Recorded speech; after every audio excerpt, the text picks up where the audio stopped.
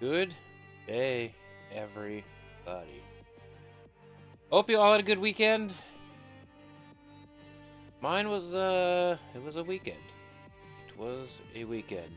But, we're here now. We made it through. And we have a 3-segment Dundunsparce as a shiny that we need to get, like, right now. And by right now, I mean, like, right now. Okay? It's going to be Evo 53. I just feel it. Also, thank you to everybody. We're 930 subscribers right now. That's pretty sweet. Not to mention, pull it up, the watch hours. 1,988. We're Sam Malinsky numbers away from 1,000 to keep our theme going, McNuggets. I'm a little tired today. This is my second coffee already. I've also decided my other New Year's resolution is going to be to reduce how much caffeine I take. I'm never quitting caffeine. You're probably still going to see me have an energy drink from time to time. But I feel like if I can afford to reduce caffeine. And a coffee is like a third of the amount of caffeine as an energy drink. So we'll see how it goes. A marathon league might also change our minds on that too. We don't know. But what do you say we just jump right in? No time like the present to accomplish the other goal. That is 3-segment Dundunsparce, right? Not to mention on my community tab poll, people have emphatically stated that they do not want 3-family household.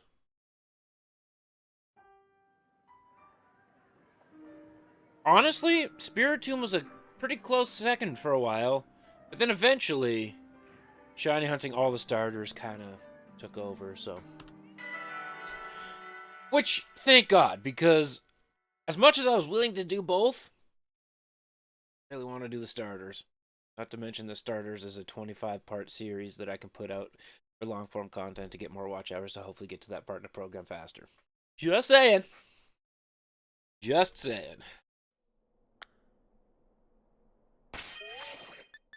And this feels familiar, except for I'm going to do one thing.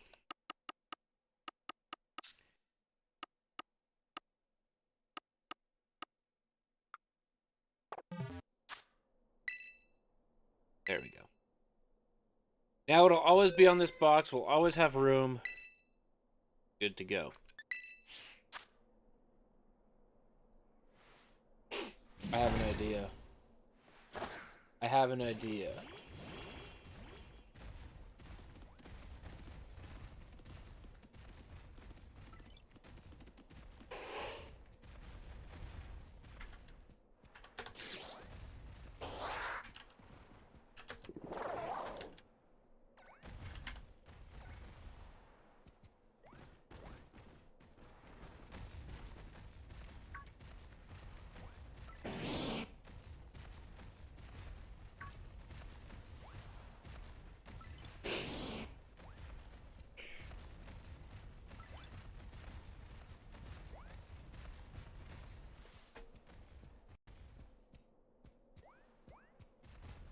Weemp.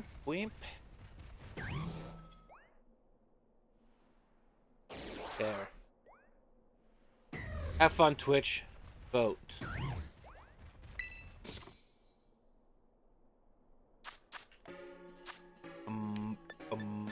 Bump. You would think I have these buttons down by now.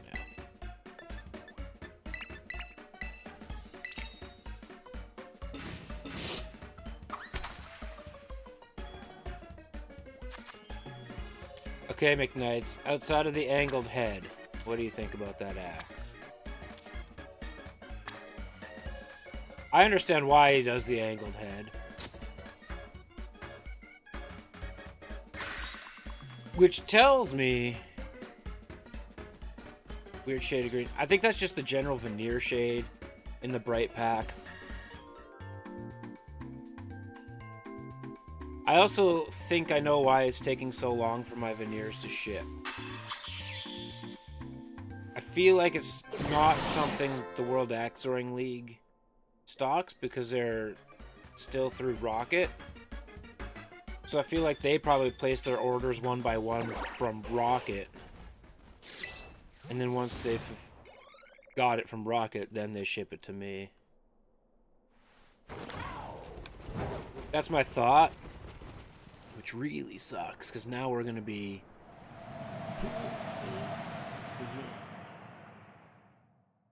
really, really tough. If the veneers show up this week, I'll declare advanced. If they don't show up this week, I'm going to stay amateur for this marathon. And then after the marathon, I'll change it to advanced. I mean, I could still do advanced. I would just try and do rotation and a half with the corporal and sacrifice 7 shirts along the way, but...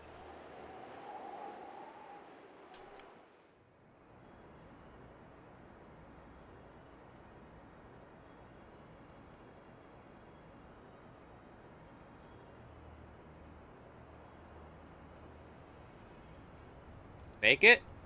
Nice. Nice.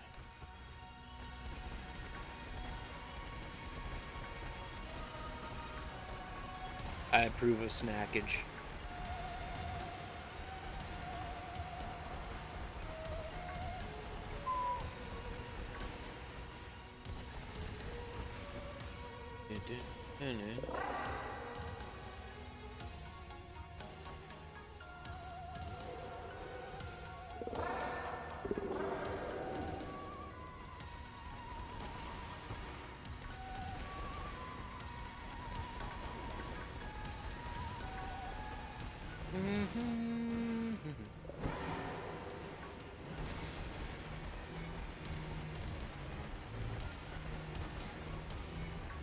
Master Evie, what's going on?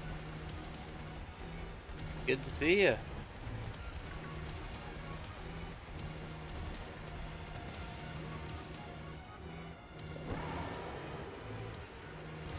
Master Evie's redeeming shiny luck already. Love it. Ow. That Dunsparce did not want me to actually fly.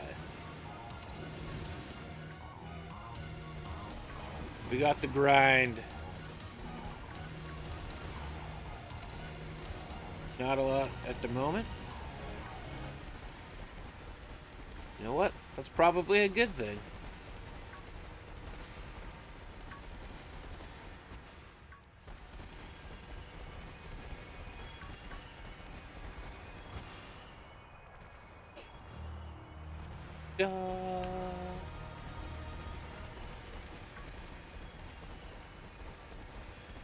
Not a lot at the moment. We're only 12 watch hours away from 2,000 on YouTube. It's gonna be sick. We need this 3-segment Dundunsparce to hurry up. Because then I have some... According to the YouTube poll I put up, people want to see me shiny hunt the starters. Grab all your snacks at the day for once, just as long as I don't have to be refrigerated. The grind is working. Yeah, Master Umbreon, the grind is finally working.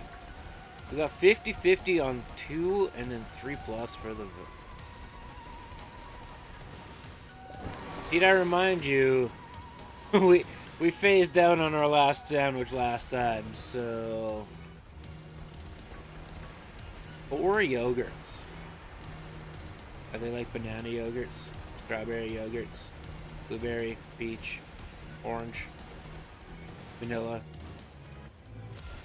Oddly enough, there's a mocha cappuccino yogurt.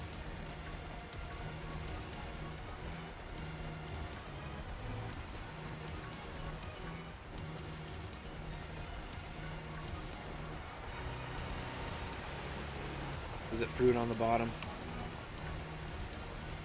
Is it already mixed? I will say, Master Umbreon, a lot of the reason that the Vanilla, lemon, lime, peach, mango, coconut. See, you know what? I pretty much nailed it all. Okay. I just used them as individual flavors and not realized, you know, there's this thing called multi-flavors. The reason it didn't feel like the watch hours weren't working last month and in the beginning part of this month is I had a lot of videos do really well during December and the beginning of January last month. And that's because this game had just come out and people were looking it up. So I had a lot of videos with upwards of 2,000 views and like 40, 50, 60 hours of watch time fall off. So that was a tough thing to try and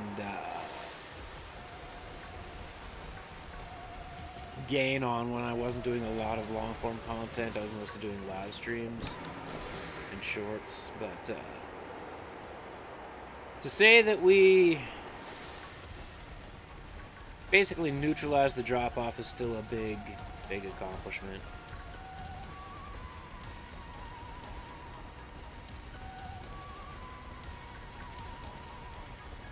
I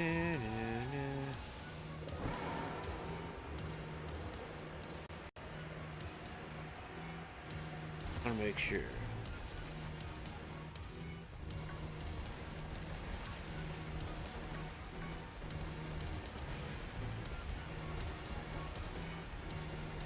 Also, with my new tools for making axes, I can go back to 4-hour streams instead of 3.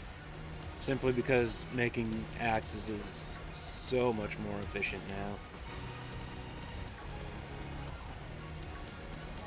What used to take me 2 hours is only about 20 minutes. Pretty crazy.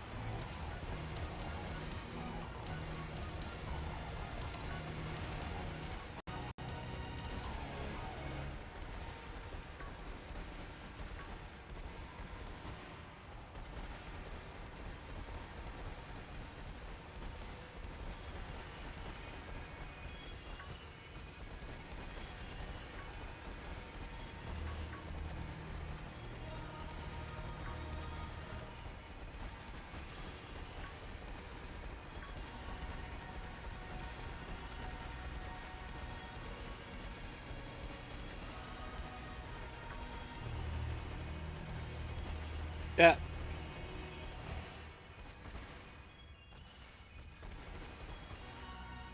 A lot of them haven't streamed in 2 years. Totally fair. I did the same thing not too long ago. And, pretty crazy. It was like I got rid of probably 30, 35 people. And I can say that I've taken a lot of stream breaks before. Upwards of like 8 months, but I've never been that long. I've never done a full year where I haven't streamed.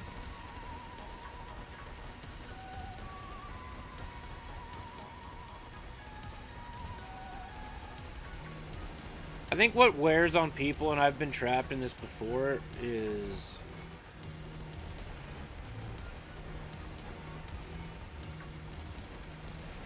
they expect a lot more immediate results.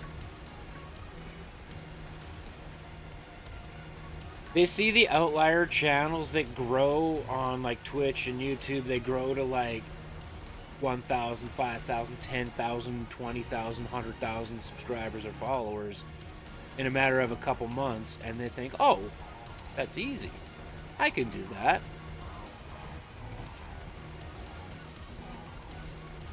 You know, you're looking at like 10 channels that got incredibly lucky, right? Like the other channels that you see that have those 10, 20, 30,000 subscribers have probably done 1,000 videos, right? Like, for the mass majority of people to make a small amount of income creating content, it's a grind. It's like a 1 to 2 year grind before you're even monetized for a lot of channels. And eventually it might click and you might take off. But you might never, and you might have to continue that grind. It might be 5, 6, 7 years before you start to make a relatively stable income or a livable income off of it. And it might not. You know what, Master Eevee? I'm the same way. I'm close. I'm pretty close.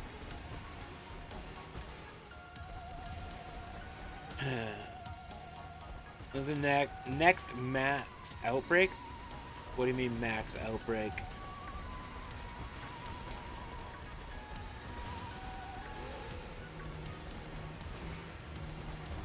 Getting close. A lot. Hey, there we go. This guy's huge. Or that one in the background's tiny. I'm not sure which.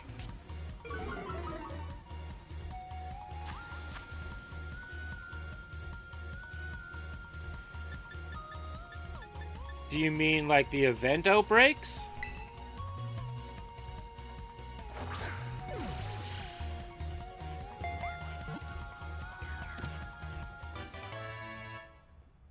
Yeah, they haven't announced anything yet.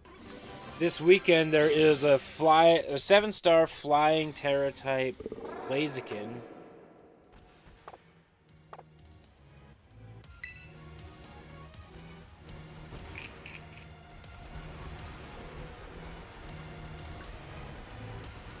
Which, now that I can get all the starters, I don't actually care to do the raid events.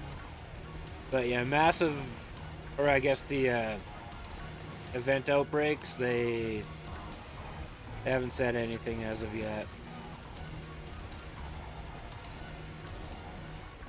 Not that I'm aware of anyway.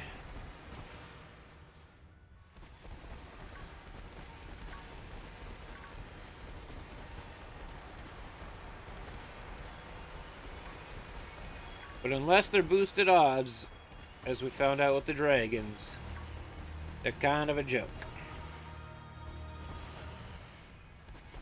With the, well, I mean, I still don't have the Relodon, but I got the other shinies much faster outside of outbreaks and isolating spawns than the actual outbreaks themselves.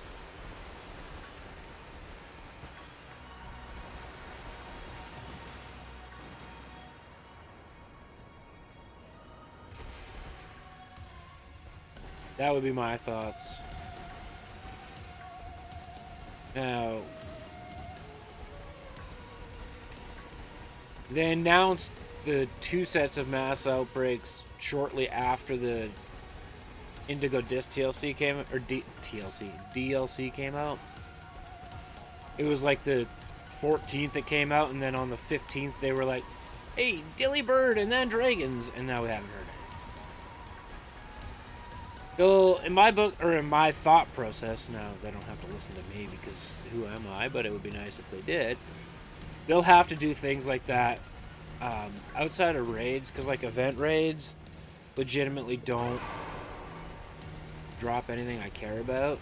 So, at this point, I just don't care to do them now that anything that's featured, unless they bring in like a Mewtwo again, or a Mew, or just something that you can't get in the base game, then that's the only time that I would care to do a raid. It's like, oh my god, we have a Hoopa raid. Alright, I'm jumping in on that. I'm going to do that. Outside of that, I don't care to do raids. Jirachi would be sick. I'd be all over that. So, I think that having to do mass outbreak events is probably one way to keep the game relevant until they announce whatever is coming inevitably in November. Maybe September. Maybe it'll be a Switch 2 launch title. Who knows? If you really want to drive some Switch sales, make Super Mario Odyssey 2 and whatever Pokemon game is coming out exclusive to the Switch 2, and you'll sell some consoles.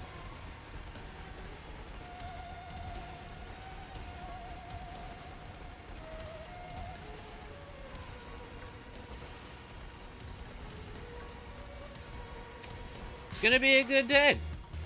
I have this feeling like it's gonna be a good day.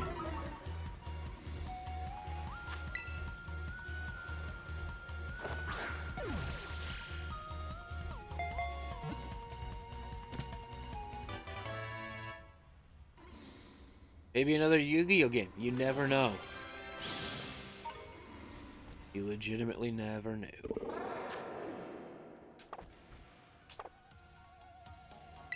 Well, we'll be up to at least 54. Which will be...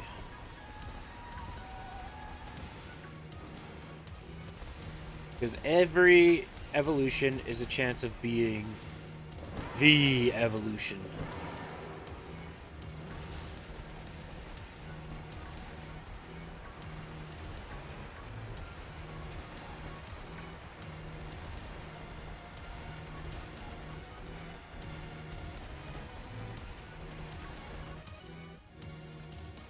Nope. You never know.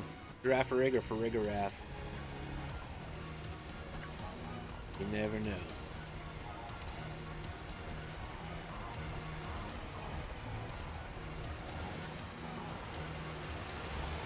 What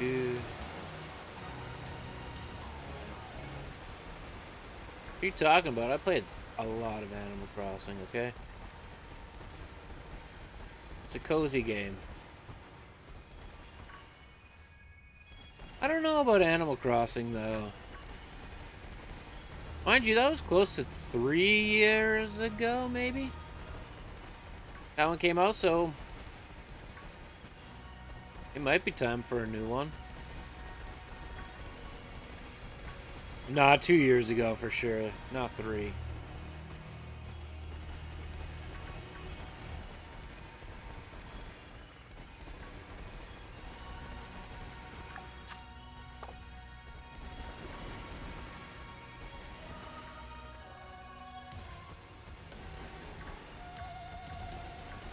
I really do not doubt that.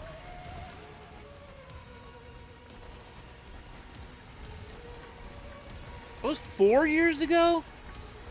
Oh my god, I should probably get the cockroaches out of my house.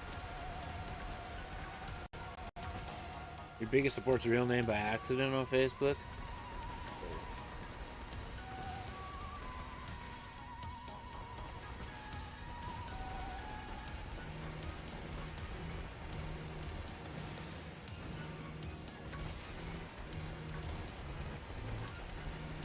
I did not think it was that long ago.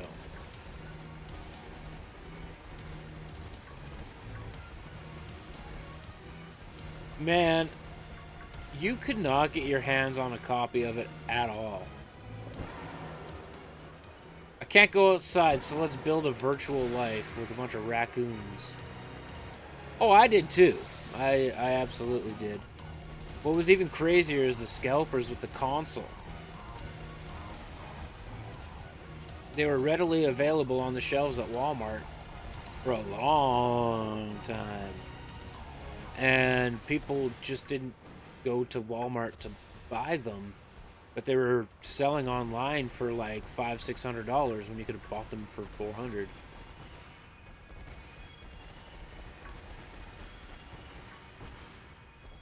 That was the gift. I mean, only 2 months after release, but, you know, what can you do?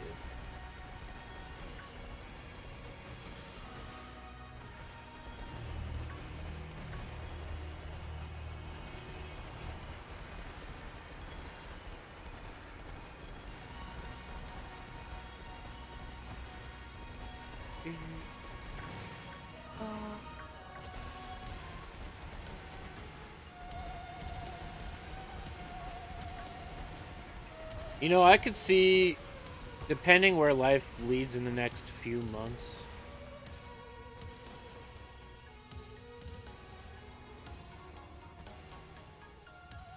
Well, that's, yeah.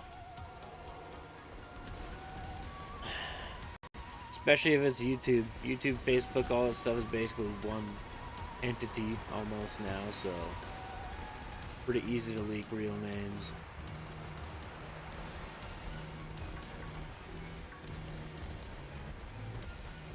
we'll see where life is at. But I do want to branch off into some variety stuff again.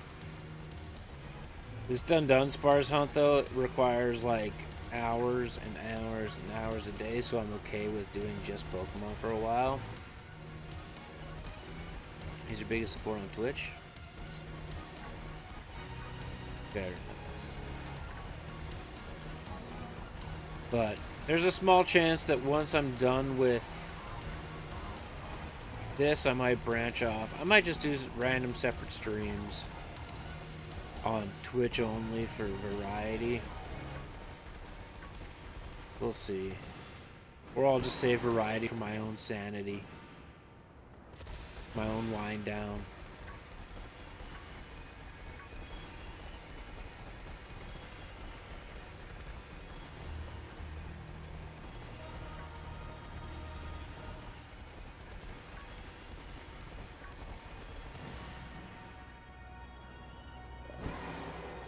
You know what's ridiculous is having stick drift on this controller on the left stick when I only ever hold up and my stick drift is down.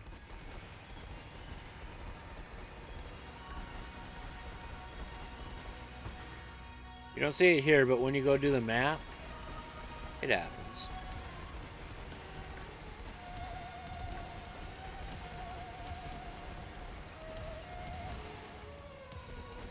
Gross.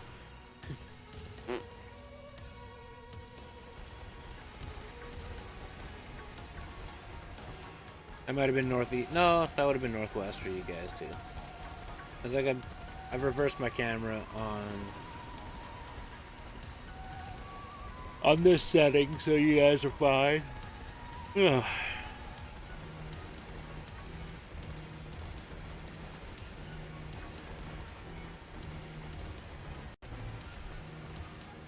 What you're saying is you'd rather have straight down stick drift.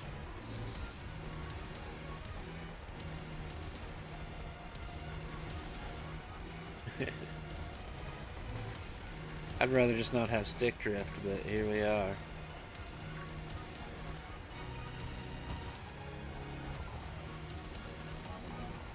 Actually, there's a small story behind the controller I'm using right now.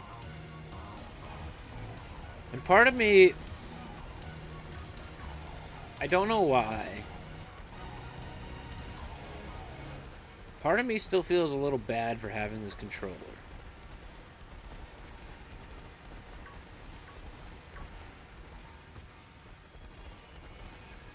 So, the story behind this controller, it's actually from a couple years ago. It's from one of my mom's students in class. She was friends with the student on Facebook or something, like not the student, but the student's mom on Facebook, and she seen that the controller was for sale. And the story goes, the kid desperately, this is a Zelda Power A control, like just a cheap corded Power A controller, one of them like $30-$40 ones or whatever. And the kid like desperately wanted this controller for his Switch. His mom said, the kid's mom was like, okay, we'll go get you the controller.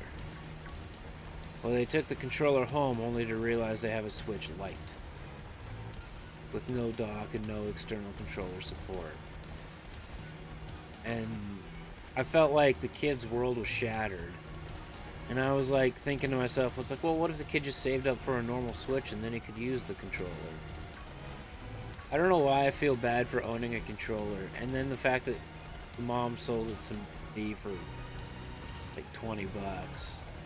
So they lost money on it. When they probably could have just taken it back to wherever they bought it and gotten their money back.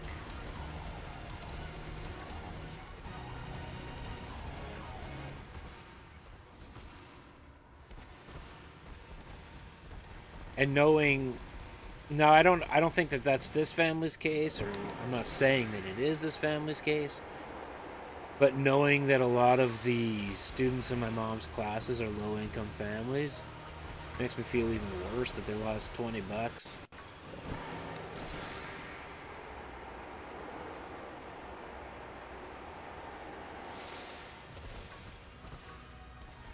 And again, don't know that that's this family's situation, but there's a very good chance that it might be this family's situation. But it was 2 years ago. Am I over it? No. Why? Couldn't tell ya. But kid, if you're watching this, your controller's gotten a lot of good use. It's still in good condition. If you have a normal Switch by now, I will just give it back to you.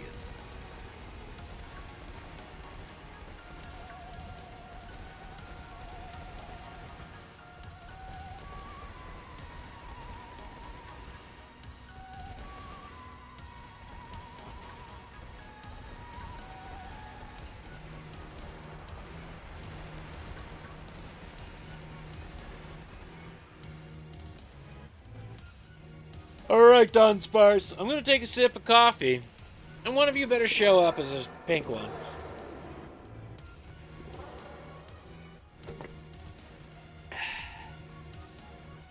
No. I tried.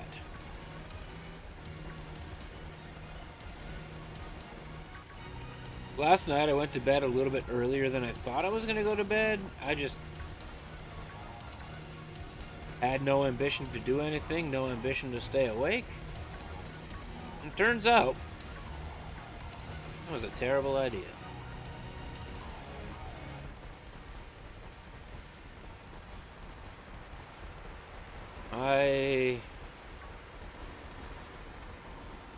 Nope, couldn't fall asleep. Could not fall asleep, and I had many interruptions in my sleep. It just threw off the routine too much. I tossed and turned, couldn't get comfortable, the brain didn't shut off. Because according to my, makeup of my existence, my brain shuts off at 12:30. The body gets tired at 11:30. So guess what happens at about 12:45? I pretty much fall asleep right away. But the brain needs to be tired in order for me to fall asleep. Well, not tired, but to shut off. And for those of you that know me, this brain takes a lot to shut off. So if I try to force it to shut off, even an hour early, it goes, nah, we're going hyperdrive now.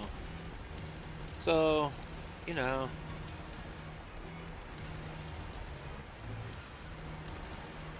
I didn't fall asleep until about 2. Yeah, pretty much. Baffle Kane, the greatest beer league player to ever exist. So I didn't fall asleep until about 2:30ish, something like that. When I did fall asleep, I was up into the bathroom like constantly. Why? Who knows? And for some strange reason, I was up at like 8 a.m. Lucky if you sleep. Yeah, I'm just a routine-driven person, so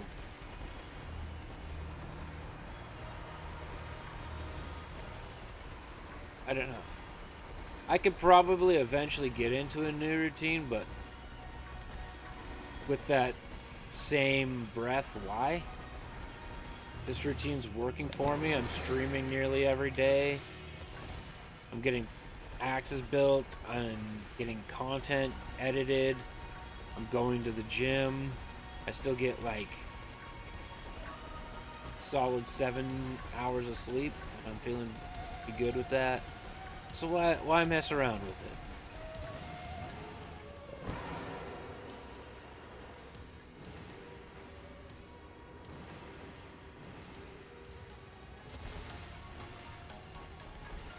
So you had like 2 hours in the real bed. 5 a.m. in 4 hours? Man. My Twitch chat is just, Did we really end that sandwich already? Well, whoever voted 2 on the poll was correct.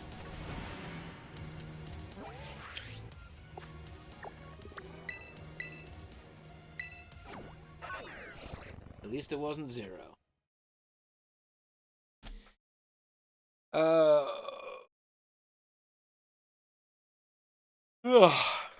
Anywho, my Twitch chat has terrible sleeping habits. But I have known this for months now.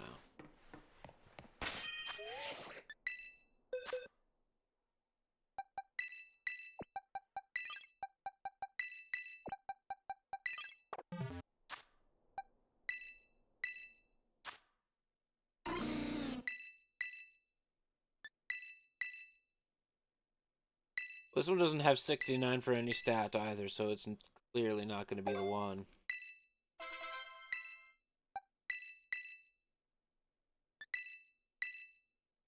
This one has the reverse of 69 in its special defense of 96. Maybe. A couple of 99s, that could be great. That's true, you guys are usually still here. You may like nod off and doze off and sleep a little bit during the stream, but doesn't affect the view count.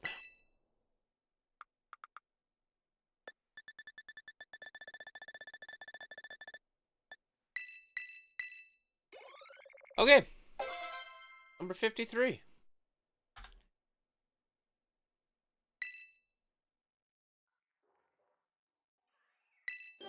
What do we got? We'll get this angle going.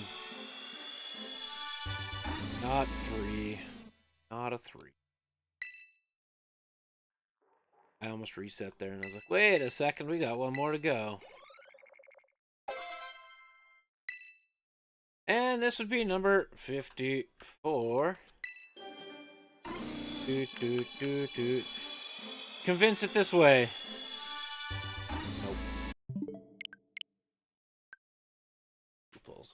Only real jobs work that way. I swear, McKnights, if I make enough money making axes and we don't have to change the card business name, like, or address 15 times, I swear to God, I'm just going to give you like $500 a month. Just quit your job.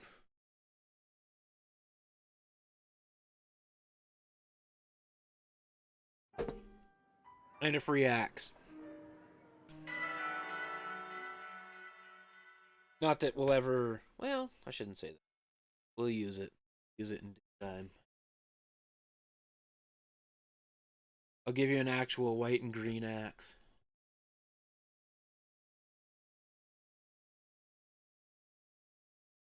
Did.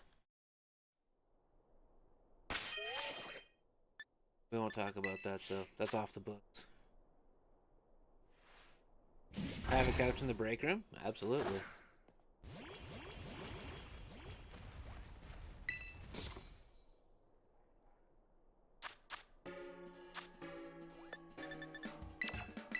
Bump, bump, bump, bump. Yeah. That's why we also have to build a stream room at the venue. Just say it.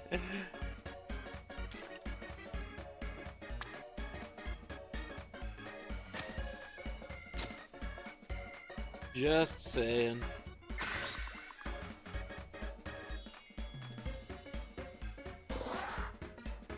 Nuh-uh. Here's the thing, McKnights. Are you ready for this little tidbit? The chair that I already have, you can actually recline it to nearly flat. So you could actually be in a sleeping position.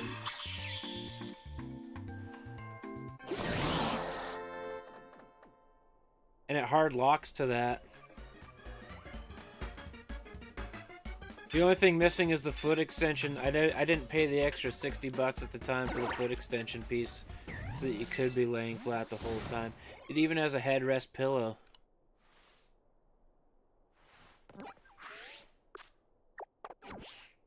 The desks are for. Why my hands, just my thumb, this thumb specifically didn't want to listen to me there. You trust our craftsmanship on the desk, huh? Actually, with that chair, you could roll it anywhere and put your feet up on anything to match the level. Because then you wouldn't want to sleep all night with your feet higher than the chair. You'd wake up with a pretty big migraine.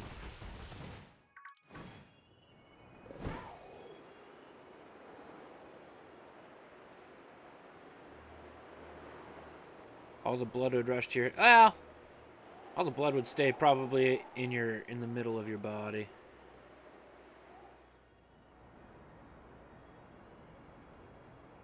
Because it doesn't go quite flat, but it does go pretty close.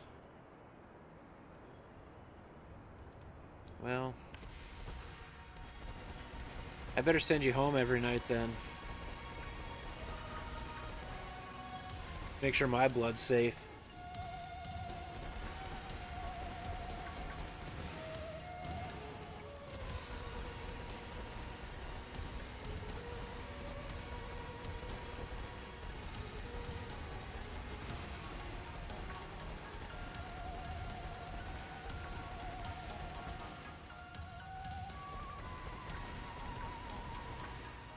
I'm sure she would too.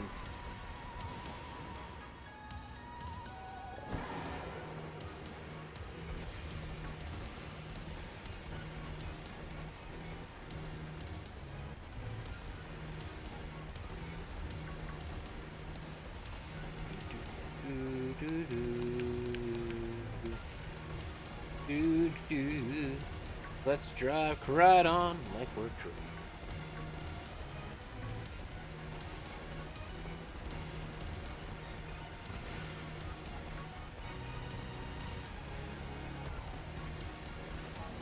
I might have to nap after stream.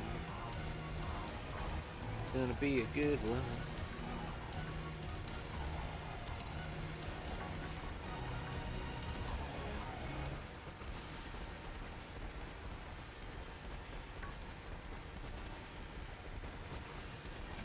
I gotta respond to him that I just heard from last night. It's totally fine.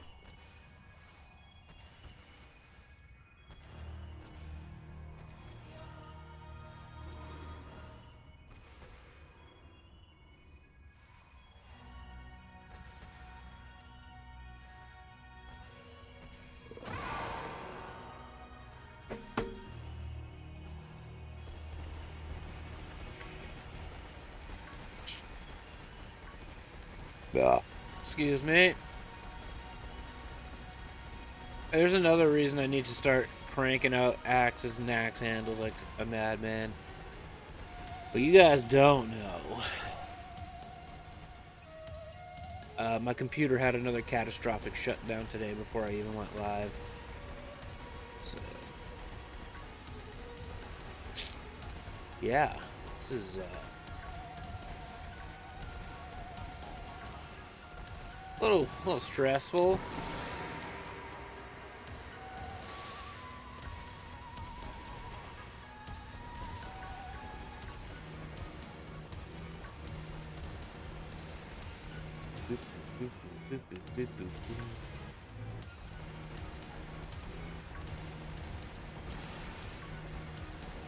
But I think I have a way to make money so that I can get one. A new computer. Hopefully.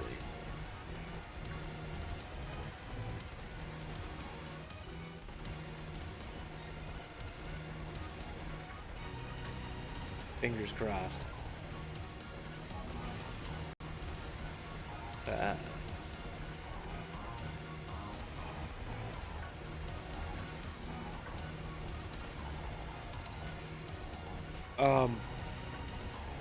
Do you have an ingrown toenail that got hyper infected and pus sprayed everywhere once you cut it out?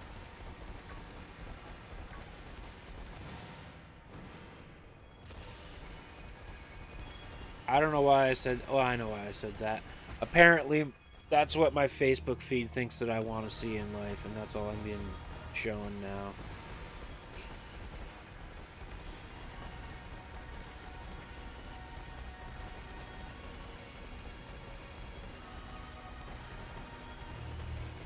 That's probably why it came to my head.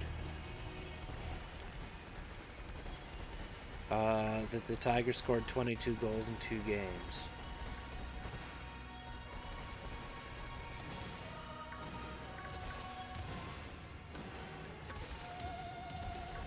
Yeah, I do know that. That would be today.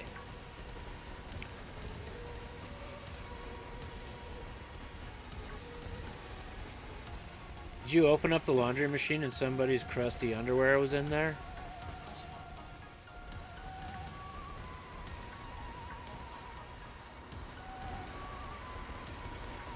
Boo-stained, crusty underwear.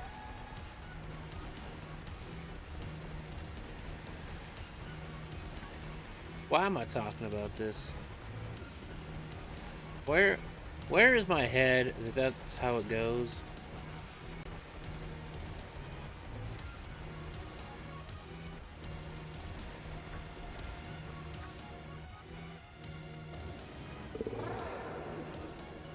It's just lint, it's already clean.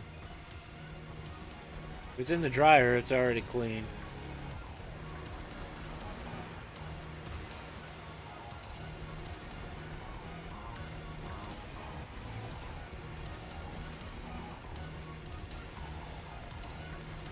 That doesn't bother me a lot.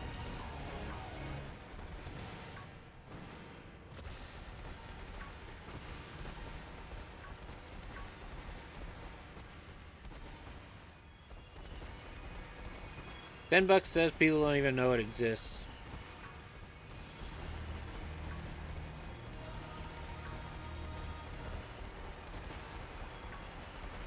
There are more, with my experience in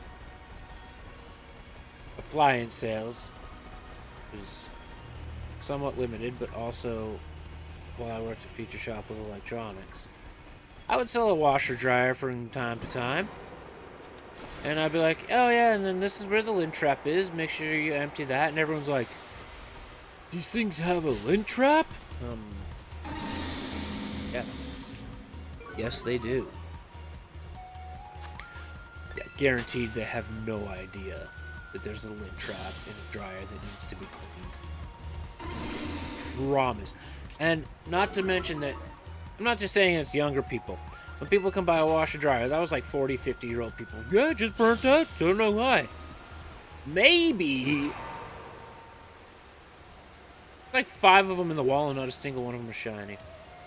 Maybe it's because your dryer couldn't breathe. When's the last time that you got the ducting cleaned out for the exit on the house? That's where it all goes?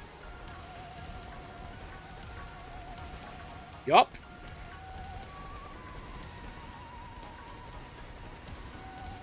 I'm telling you, man, people are not smart.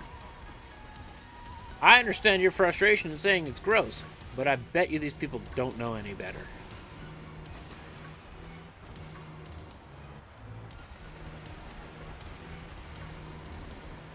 And I'm just saying that these are conversations that I've had with people that have, or should have, enough legitimate life experience to know that there is a lint trap on a dryer.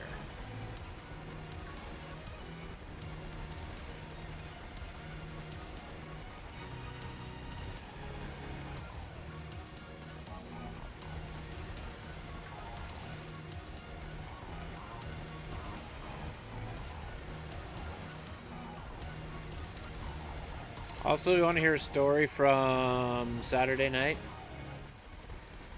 Or just Saturday in general, I guess. And I've known about lint traps since before I was able to do laundry, because there was part of me that always found things like that satisfying, like peeling off the laundry. So, like, even growing up, my mom was like, do you want to clean the lint trap? And I was like, yes! Because I found it, as a child, very satisfying to peel it back and just have it come clean in one chunk. So that was always my mission being a child. So I knew about a lint trap since I was like 5. But, anywho. So Saturday, here's my story about Saturday. As I mentioned at the beginning of the stream, I am making a conscious effort. Conscious? Yes, cool. Conscious effort to not eliminate my... Yes, exactly like the plastic on new electronics. But we didn't get new electronics often growing up, so the lint trap was the next best thing.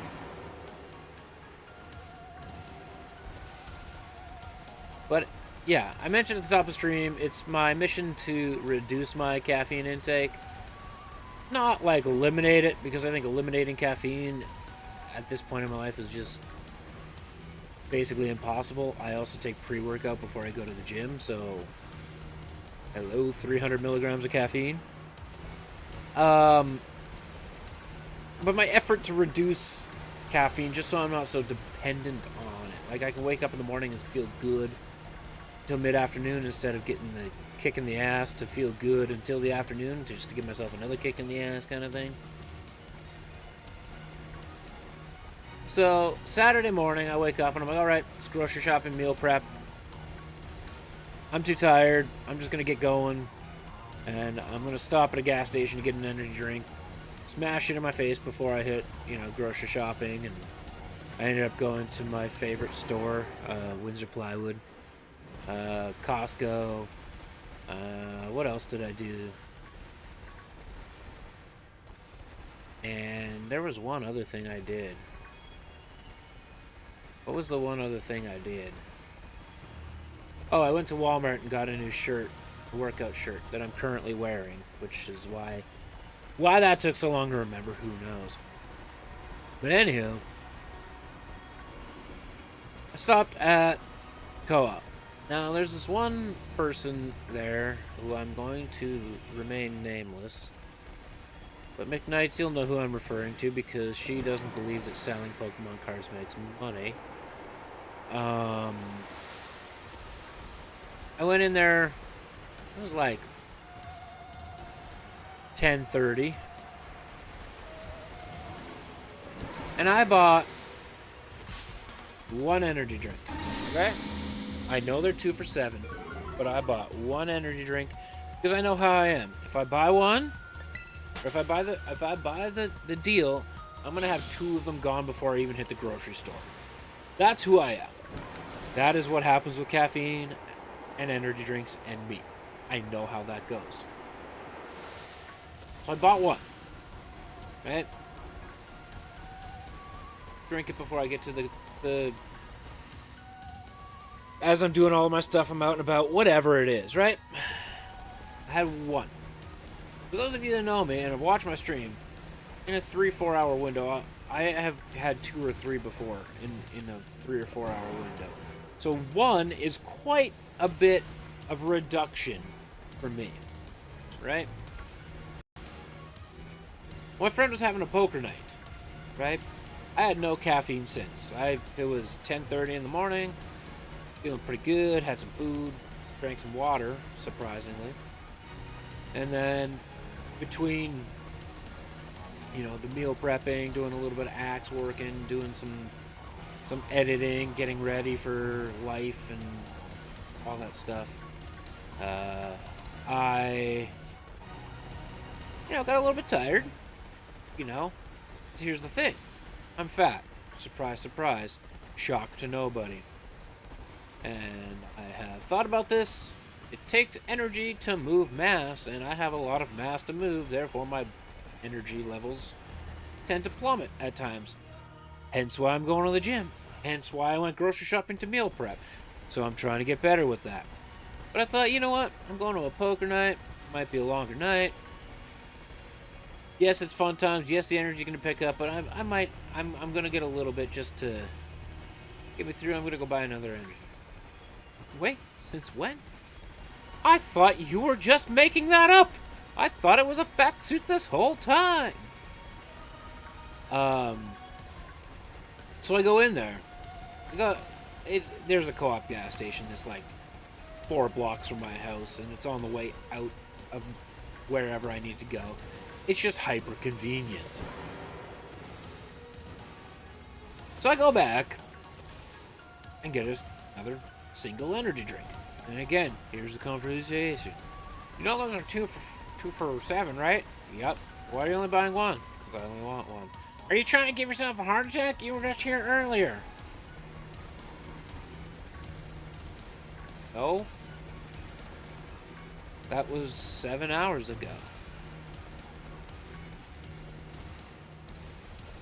There is literally no caffeine left in my system at that point.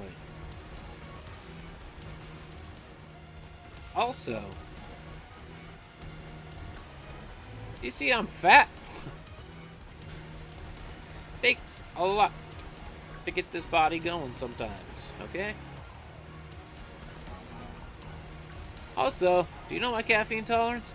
If my fridge has any energy drinks in them, they're gone within like 2 hours, alright? How it goes. I don't think it's the caffeine that's got me. Pretty sure it's the taste. Pretty sure there's some sort of addictive properties to energy drinks, and I'm pretty sure I have a slightly addictive personality. Hence why I can sit here for 60 hours and hunt the same goddamn shiny and get no results. Also why I've thrown my life fully into Axera. So, you know, she's just trying to make my life miserable because I'm pretty sure she thinks her life is miserable. But she's also doing nothing to better her life and yeah, so, you know. Especially when you look at most energy drink cans. On the side of the label, it says, do not consume more than 2 per day when you get the normal sized energy drinks. So, 2 energy drinks in 1 day is like straight up on the recommendation list. It's fine. Well, I mean, it's still not recommended. But, you're not overdosing on 2 energy drinks a day is basically what the label says. And she's telling me I'm going to get a heart attack and blah, blah, blah, blah, blah. And I'm like, you know, I could just stop coming here and stop giving you guys $8 a day. Think about that.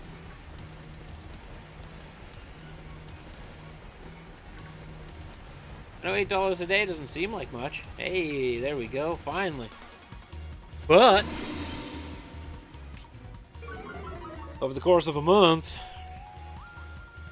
that's $240.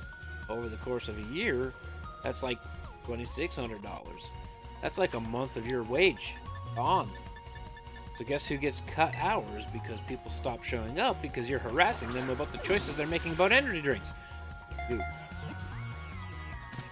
Words have consequences, people.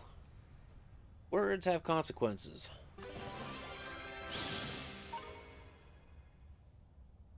Anywho, that's my rant about Saturday. Somebody tried to tell me 2 energy drinks in an 8-hour span was unhealthy and I was going to have a heart attack and die. Joke's on them. 48 hours later, I'm still kicking. Not all that strongly, but I'm still kicking.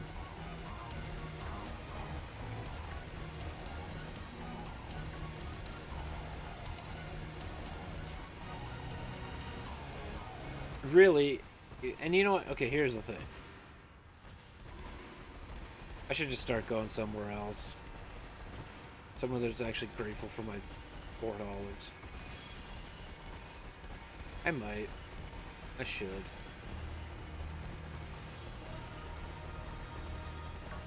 I know where I'm going to start going. It's only like a 4-block detour, but straight up, there was one time I went to buy a drink at a store and his debit machine was down and I didn't have any cash. And I was like, oh, I'll go put it back. And he looked at me and he goes, no, just take it. It's free today. I'm going to start going to him.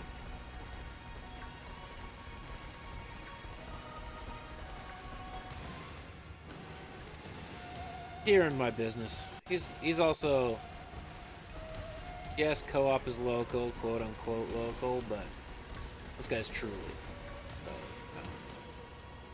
I'll support him.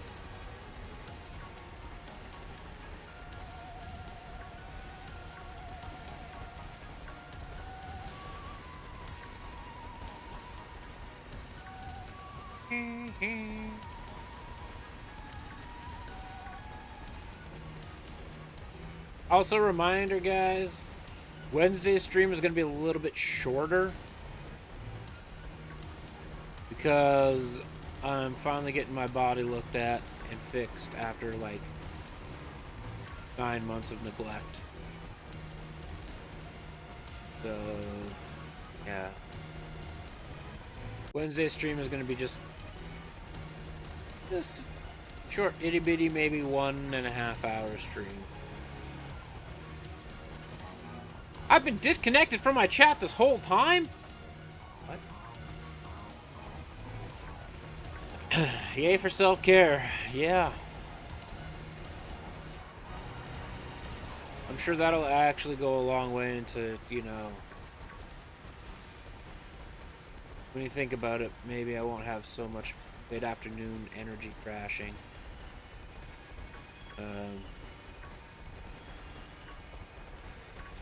Body won't be fighting itself as much.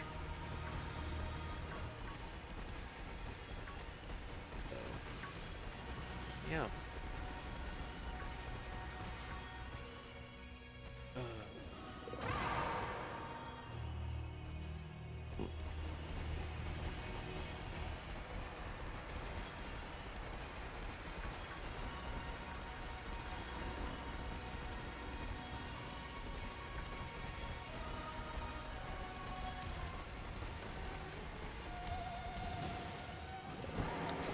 It's okay. I'm getting it pretty cheap. I'm okay with it. The only thing that would be nice is a chiropractic adjustment as well, but that probably isn't going to happen this time around.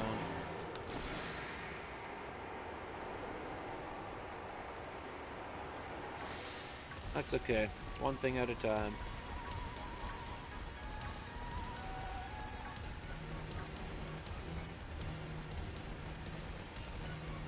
I also have an incredibly... I'm adding steps to the axe handle I want to build for my personal axe. It won't add a lot of time to the build. In fact, it would add nothing to the build. But I think it's going to be sick.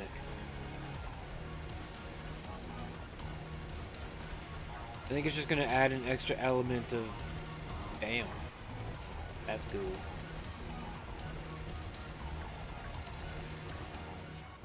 See, as I'm sitting here streaming, I'm sitting here thinking of axe handle designs, and I'm also thinking about how much I should charge.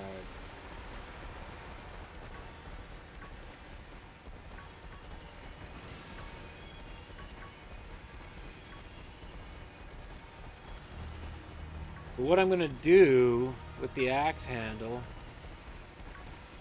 I'm still going to run the standard hickory core.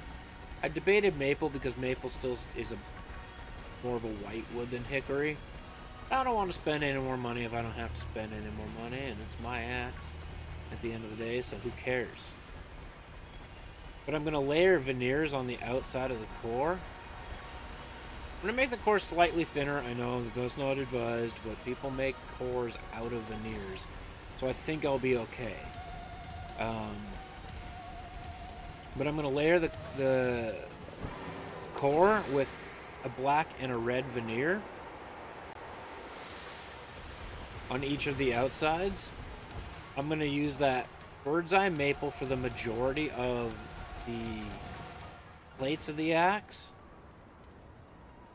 with wenge accents, but each of the wenge accents is going to be surrounded by a pattern of the veneer that goes red, black, red.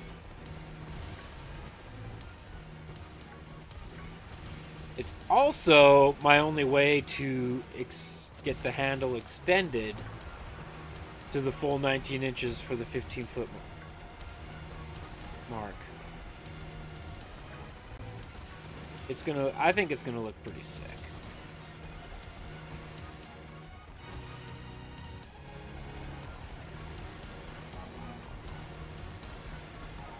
My pack also has purple and white veneers, so, you know, if I ever get another King of Diamonds head, or a Ragnar head, or an Ace of Spades head, something for the 12-foot line, I can still build that other handle that I wanted to for the King of Diamonds to start with. Change it up slightly, just make it mostly yeah, I have mostly wenge with purple heart and white accents, so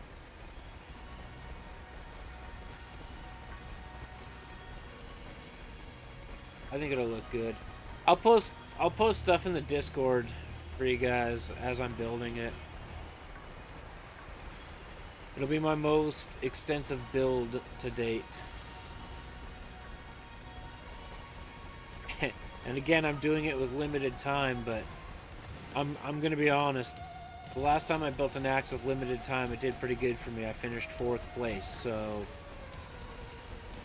maybe that's the key to doing good. There's also no pressure on you when you've never thrown a discipline before. But now there's pressure for me to do good in big axe.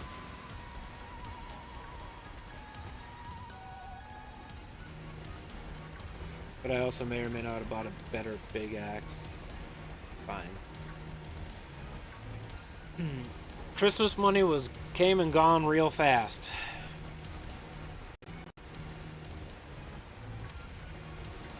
How much is left? 3 minutes, and we got 1.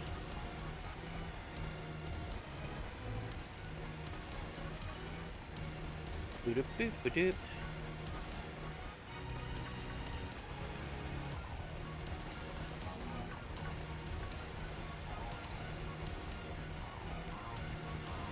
I think I know what I could do for a handle for you, McKnights, and I think you'd like it. I know you're more of a dark green kind of person, aren't you?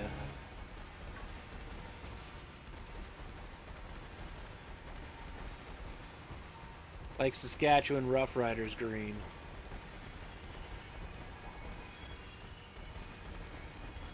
But lime green looks good against dark. Yeah. Okay.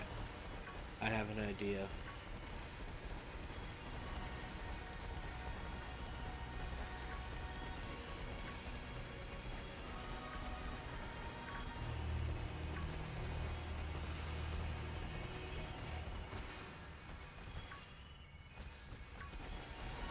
Well, in general, yes, but not for what I think you would like.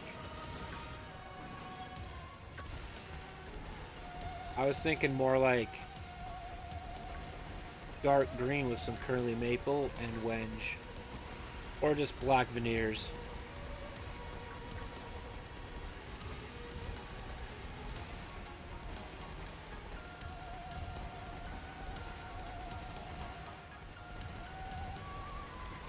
I think what I could do to make yours look really cool is some curly maple with some like white stain or some light stain to make it almost white, some dark green veneers and some black veneers, and do a vertical pattern instead of a horizontal pattern, but make it thicker lines.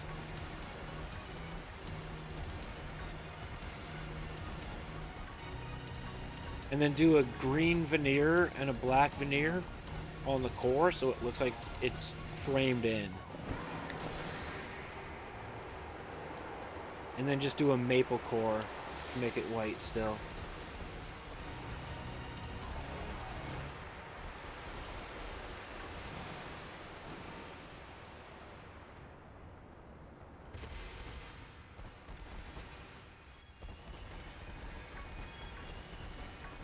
have it so we have about 5 or 6 vertical lines all the way across.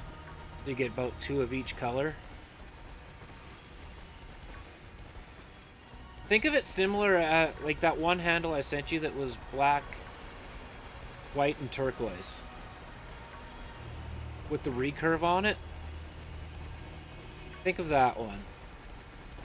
Similar to it, but darker colors with more contrast.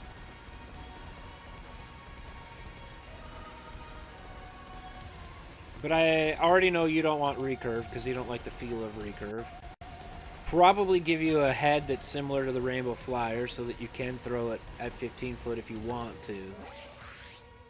By rotation and a half and put it on like a solid 17-inch handle, maybe 16 and 3/4 inch, and you would probably be dialed from both 12 foot and 15 foot. Now that I have the proper router bits over here too, I could get you a round handle. And I think you'd be dialed for rotation and a half. You were very consistent with rotation and a half on a house axe anyway. So why not fancy it up?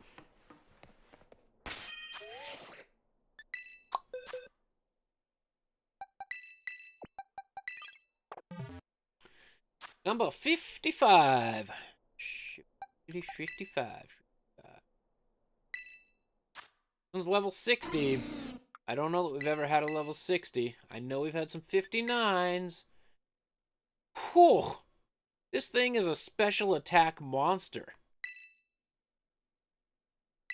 Flaming Golem, what's going on?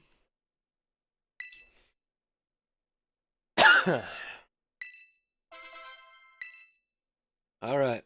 Number 50, 55. Need this one. I need to go over hither.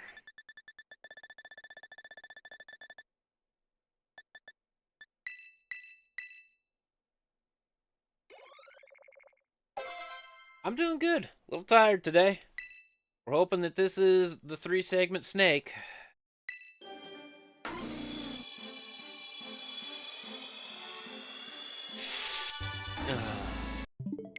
Nope. It is not. It is...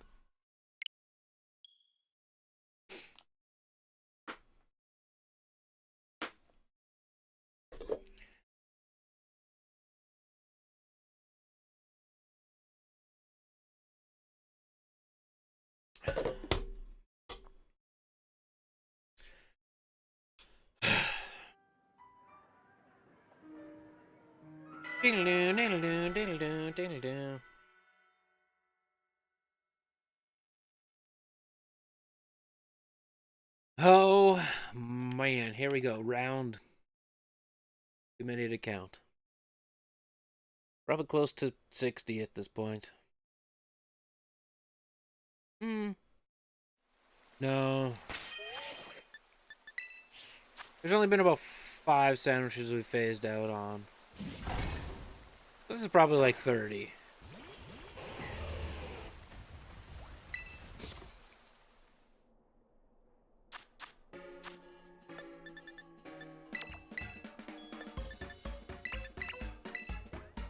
Master Eevee with the shiny look.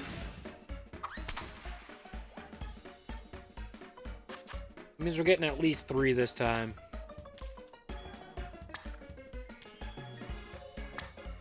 And we're gonna make it open face for more potency.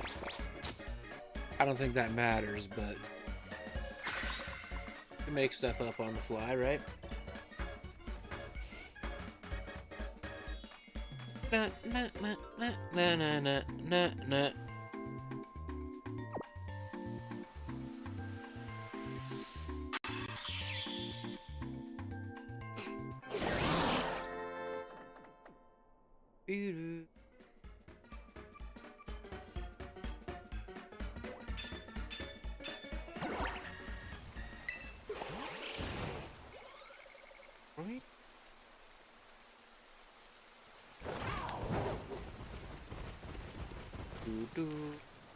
Oh my god, we got epilogue in 3 days? Uh-oh. That's Thursday, right? Yeah, that's Thursday.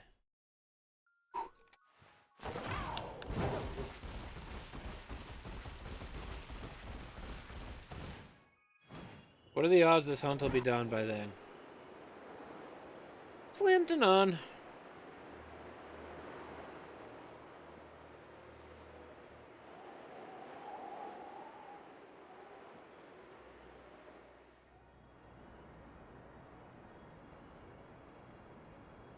I don't think it's the tofu.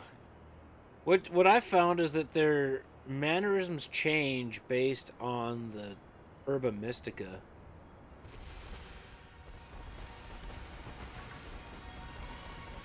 Unfortunately, to burst everybody's bubble, because we are very much a united front on the tofu is gross front. So, you know.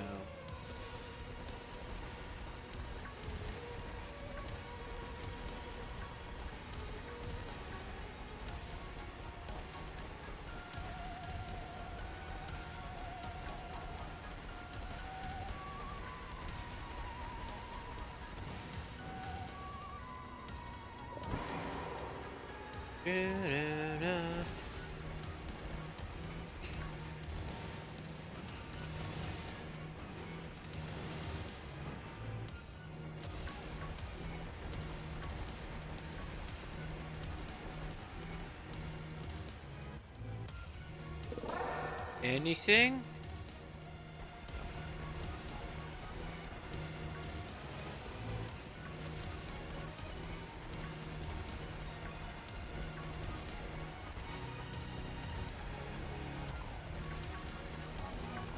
Unfortunate. I keep seeing that. Well, I mean, I shouldn't say keep seeing, but you just change it. But I looked at that 55 number and I was like,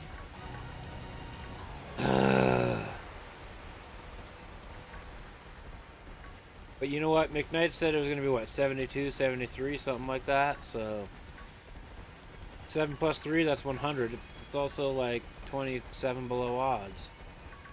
You're fine.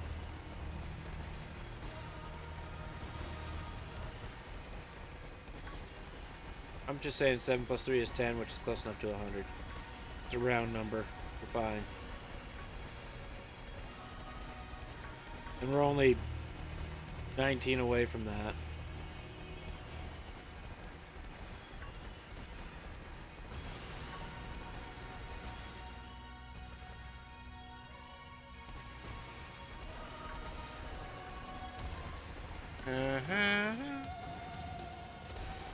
Which, if it's a good shiny day for the next, well, today and tomorrow, we might be hitting that, like, Thursday?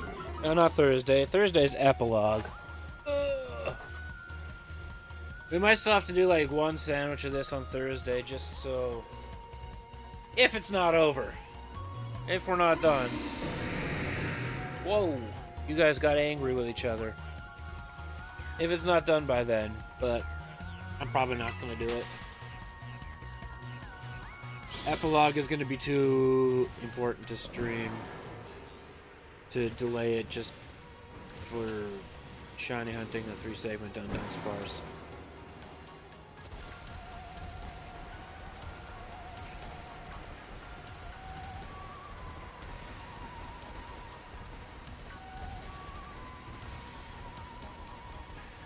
Do-do-do.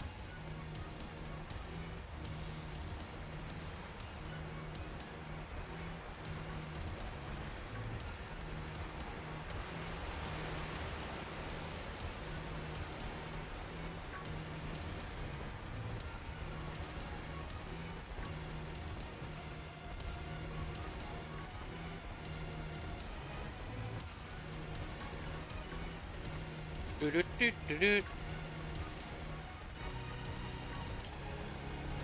73, you say?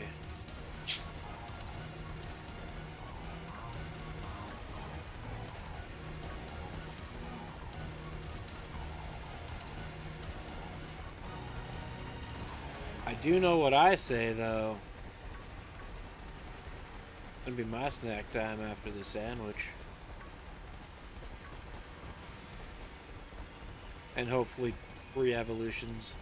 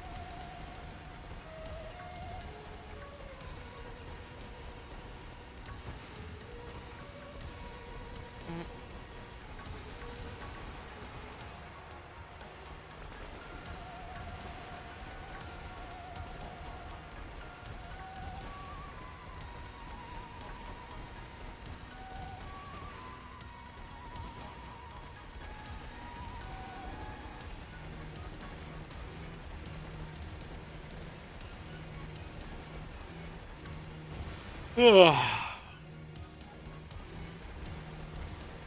I fully expect one of my idols is going to be... Wow, okay, so let me restart that. Holy cow.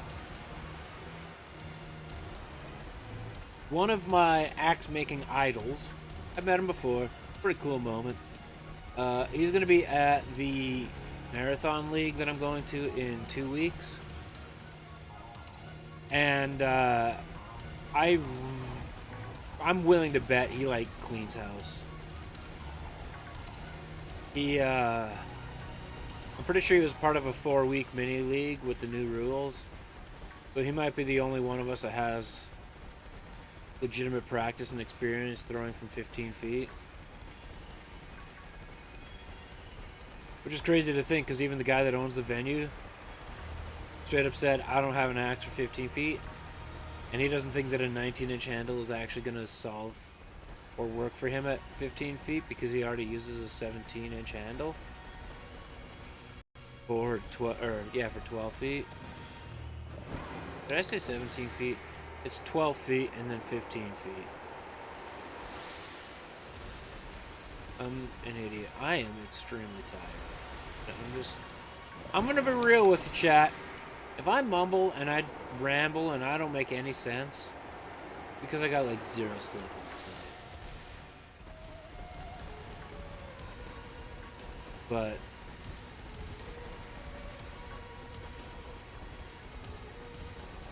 I bet you his name's Goose. He owns and builds axes with a company called 81 Axes. I bet you he just cleans house.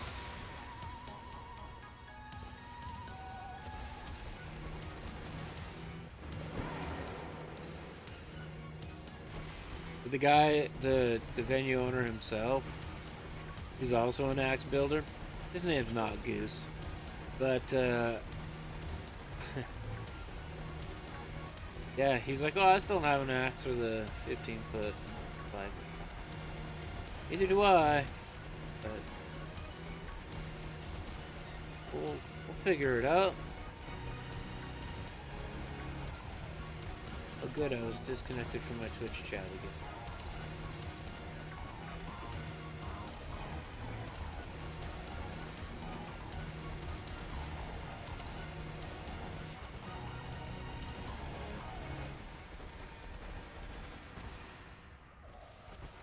Well, yeah. I don't know if it's a Twitch thing or if it's a computer thing.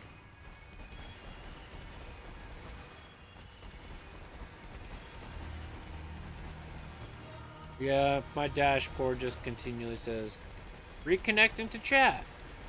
Reconnecting to chat. Reconnecting to chat. I think it's a combination internet-computer thing. I think what's happening is it's the encoding on OBS. Because what was happening with YouTube when I was getting all those frame rate issues is because only once TN says reconnecting. So I'm still saying internet issue, internet/PC encoding issue. Simply because when I was having my frame rate issues, I put YouTube from ultra low latency to normal latency, and that solved it. But now that my computer's having even more issues, there's a solid chance it's just an encoding problem. And no problem, Flaming Golem. Thanks for stopping by. Good to see you. Hope you have a good day.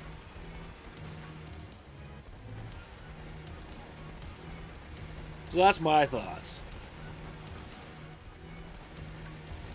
I could try... I could try turning YouTube to,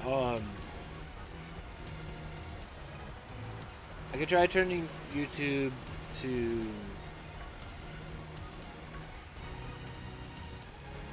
high latency, and then that might solve it, but... Thanks, Golem. But I doubt that's... I don't want to delay YouTube more than I already am, because then the interaction on YouTube becomes terrible. We know this. We've tried this.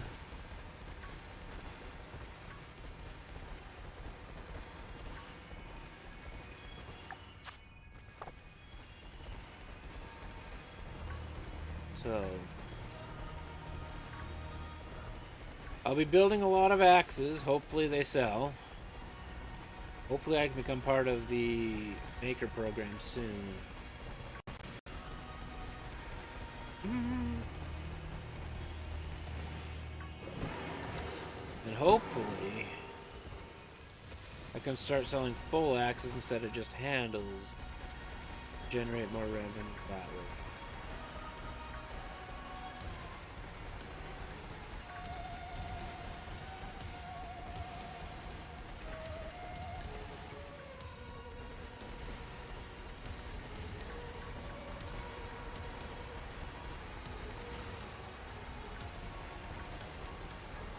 The handle I'm building right now, I'm kind of debating putting on the plum.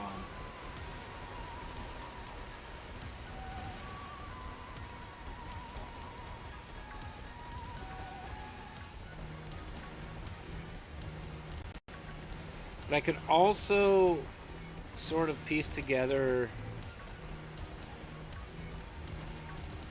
an axe as well from my...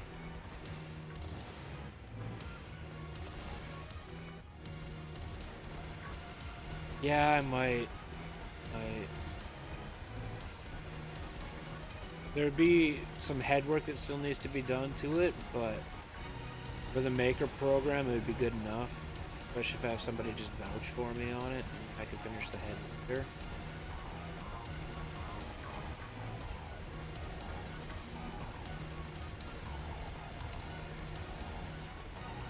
We'll see what happens. I'll post just the handle for sale, and if it sells quickly, great. If it doesn't, then I'll mount something onto that plum, because I still have those 3 other handles right to my... I could brainwave, sell that handle, and then you know that one that has the cracked core? I could just mount the plum to that.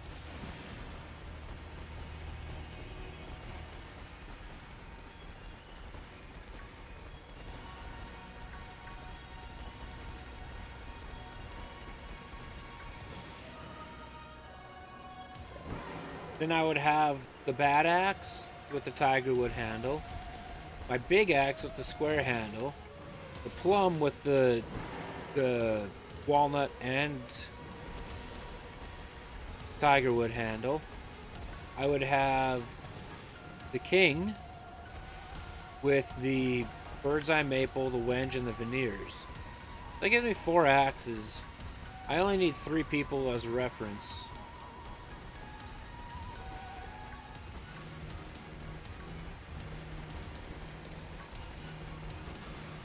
I mean, ultimately I wanted to throw that plum, but if I can make it a showpiece in the venue to drive more other sales, then I think it's good as well.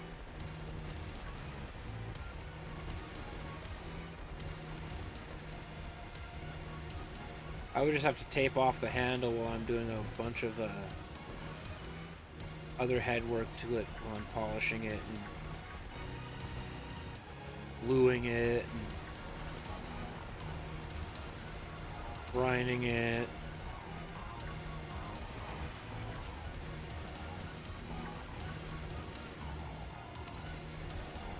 I mean, I could probably still throw it. I don't think that crack in the core is going to do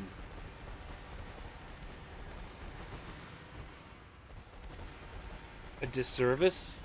I don't think it's going to do much because of where it is. And if I'm the only one that throws it, then it's fine.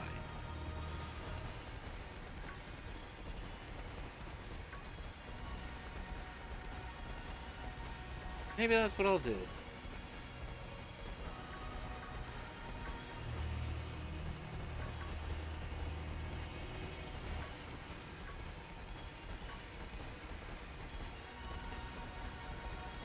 I got 3 handles here, one of which I don't want to sell because of that crack in the a handle or in the core.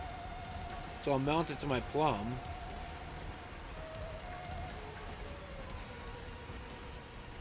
Then I'll have the 3 axes that I need to apply for the Certified Maker program with Ross, McKnight's, and hopefully Liam be my vouchers.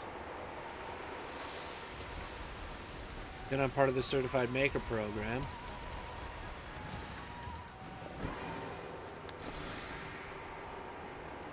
Then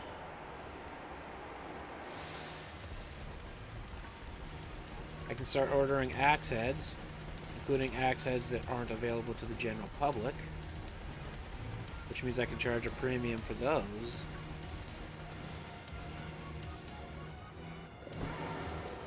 I don't hate that plan, because if I put that handle on that head and I'm the one that throws it, I know I'm a light enough thrower that I probably still get enough life out of it, but at the end of the day I'm probably just going to build another axe anyway and going to fall in love with it and just become my personal axe until I build another handle and head that I fall in love with enough to replace that one, and then I'll just sell.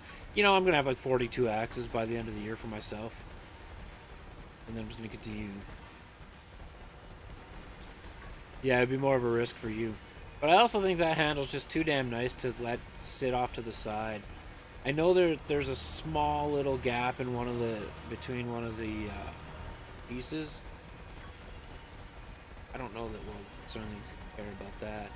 And if I submit photos with it, then I can kind of not show that small gap with the photos.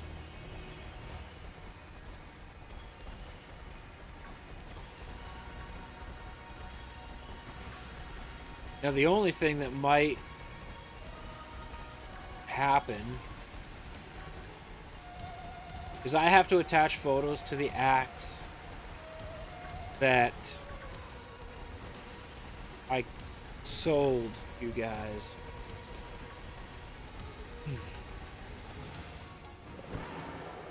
Now I know I could just lend you and Ross an axe until the verification is over, because they might ask you guys for photos to verify that I've actually sold you these axes. Liam might be a different story. That's where maybe I reach out to Sam or Brandy, Dennis, Jason to be like, hey guys, I'm going to give you an axe for a few weeks so I can accomplish this, this, and this. I don't care if you throw it a few times, if you have a place to throw it. Even Mike. I know Brandy would do it, yeah.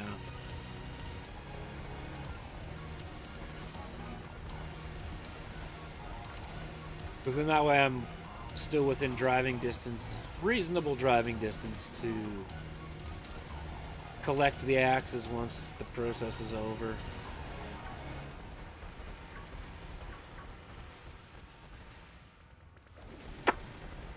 Maybe. She's pretty diehard with her ace of spades. Lucy and Tusey.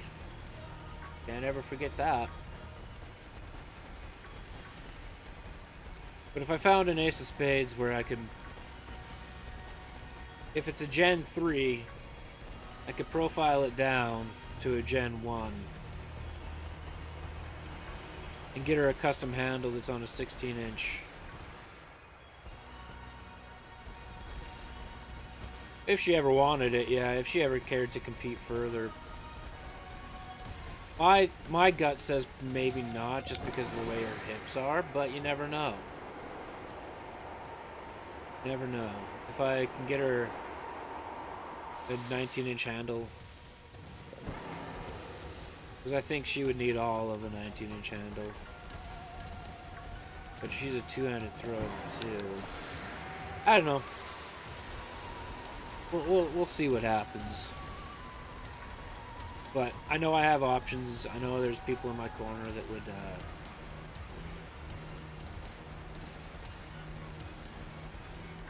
make it happen.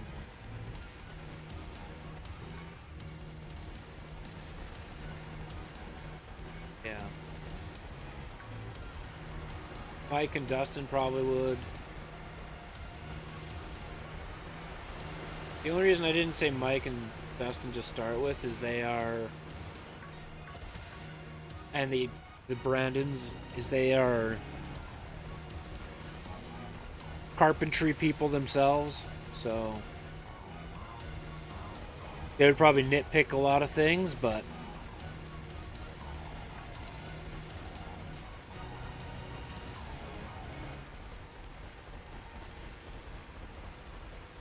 whereas I know somebody like you, Ross, Brandy, would be like, oh yeah, I've been building for like a year. Throwing this axe for a few months. It's been great. Hasn't had a problem. Here's some pictures. Done deal.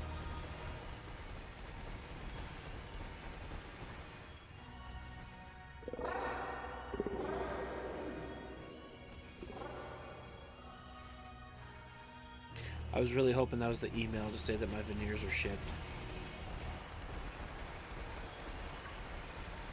Yeah, say yeah, it's great. Throw's nice. Good craftsmanship. Not the, yeah, throw's nice, but the wedge could be a little bit better. Oh no, the wedge could be a little bit better. Thanks for coming out, Chief.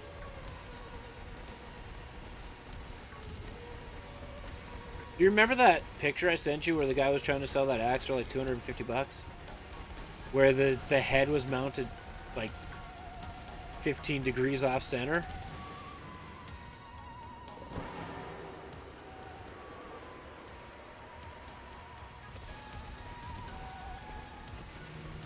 That guy's a certified maker, and I have yet to have an axe that's that far off center.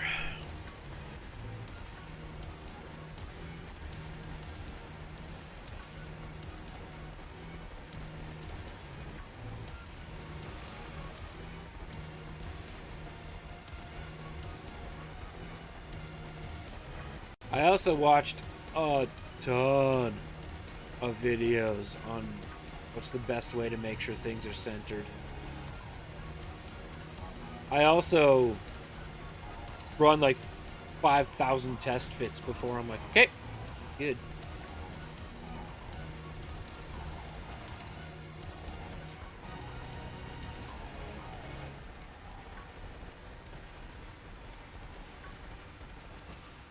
Like that bad axe, that thing is dead on. That thing is bang on. So is my big axe. Yeah. Okay, I'll put it to you this way. This is gonna be like everything I ever do. We'll say that.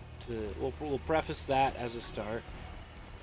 But basically, if I can see it wrapping back to my name somehow, I'm going to put a little extra care, detail, and attention into it because it's my name that's attached to that thing. And it's my reputation that's attached to that thing. And,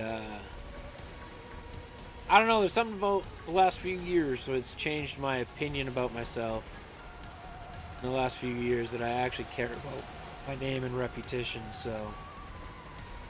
Reputation? Reputation. You right or don't do it at all. Yep.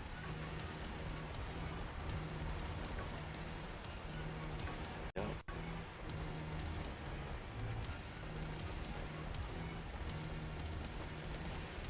It's...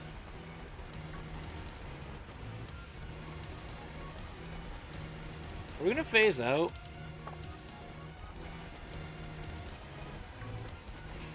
I don't know why I'm so itchy. I showered this morning, everything. Maybe because it's a brand new shirt.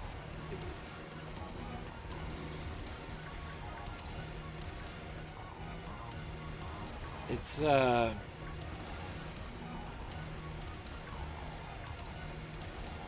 I think, too, with axes, technically, still a tool for a sport. A hockey stick is a tool for a sport, right? It's a piece of equipment. But since they're categorized as a weapon, the last thing I want is for something to be just slightly off for catastrophic failure. Nothing would hurt my soul more than somebody on the backswing and a head falls off and it cuts them in the back of the leg or something stupid like that. It's not something I want to have happen. Because as soon as that happens, you can chalk it up to a freak accident all you want, but at the end of the day, you know, especially if the axe is brand new, that comes down to the maker.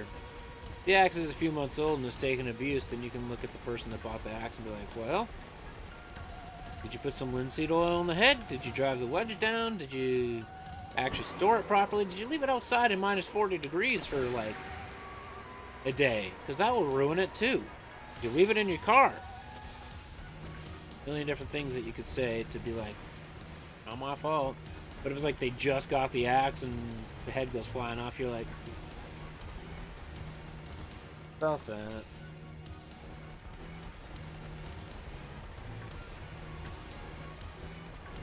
Also, I think I checked that bad axe. Well, that's exactly it. It'll all eventually break. But if you got a year of throwing out of it or more, then it's not a shock, it's not a surprise. But if you get 2 weeks, then it's a problem. But that bad axe head, it's tight again. It doesn't move at all anymore. And I haven't done a thing to it. So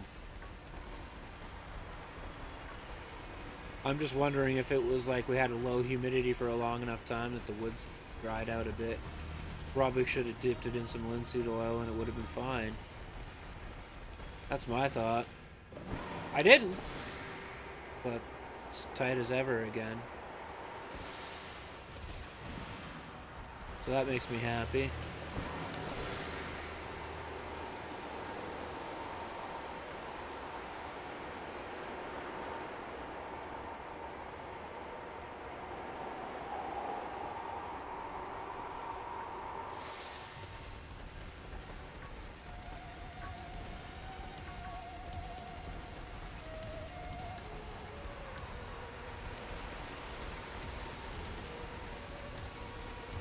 I'm gonna have to read the whole rule set again too for 2024. I might actually take the certified judges course this time. This week. Do a bunch of reading on the rules and studying up and take the judges course because it'll be helpful going to that marathon league. Seeing as there's probably only going to be 1, maybe 2 certified judges. And then I'm also not going into it blind if they need seconds or if I call for a second.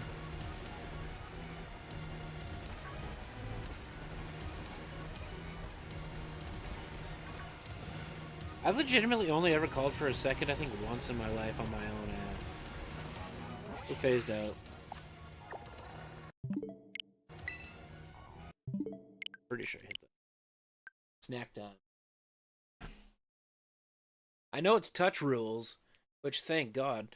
Bullseye it's literally smaller than this ball from 15 feet away. Thank God it's touch wall rules.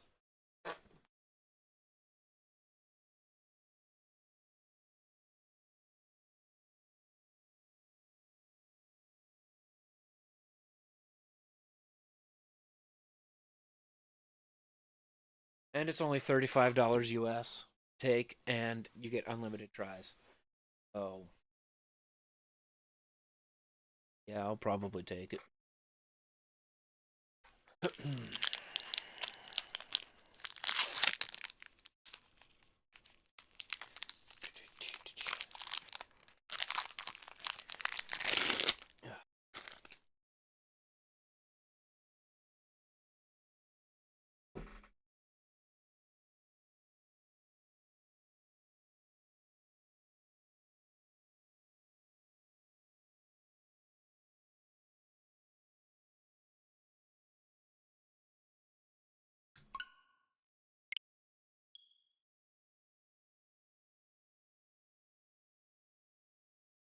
And then I'll be everything. Certified maker, certified judge. That's about all.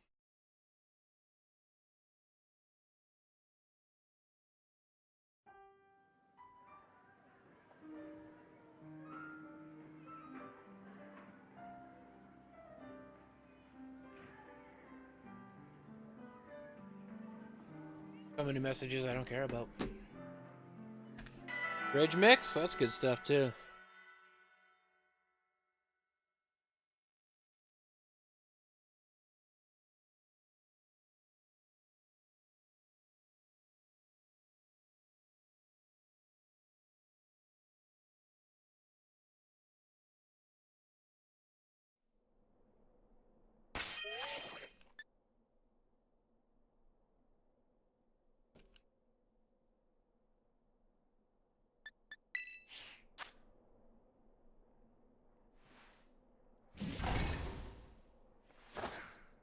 You guys aren't going to believe what just showed up on my watch.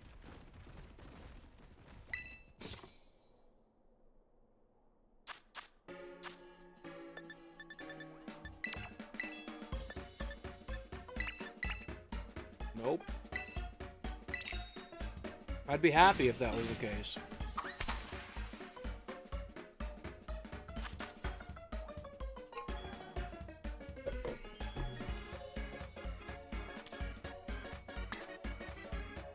Let's make sure I'm getting this right.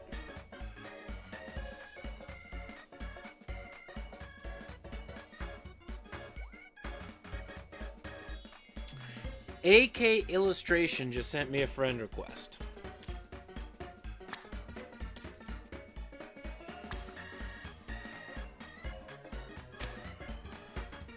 On Facebook.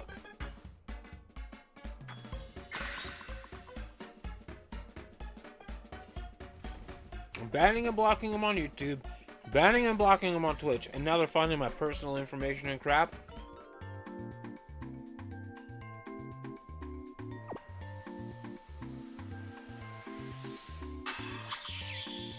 The true worldwide pandemic is graphic fungus.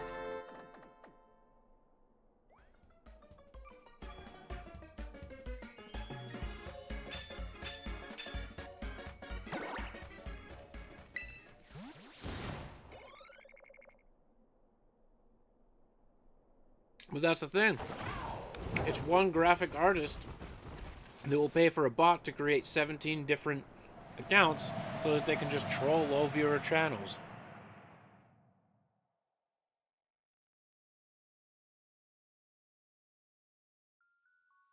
I'm done.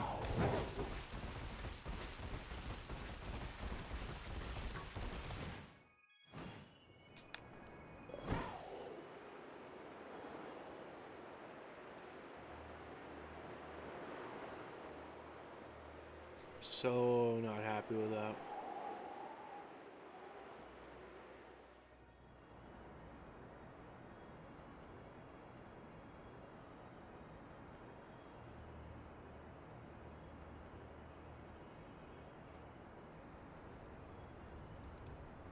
If I quit streaming and I focus solely on just recording my own gameplay and making YouTube videos, it's because of that.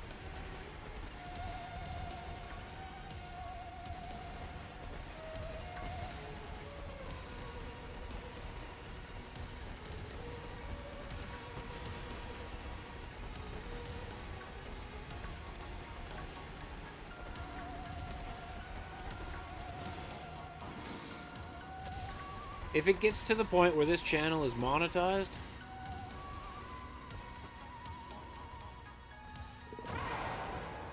I got that too. And I don't think it's because they miss us.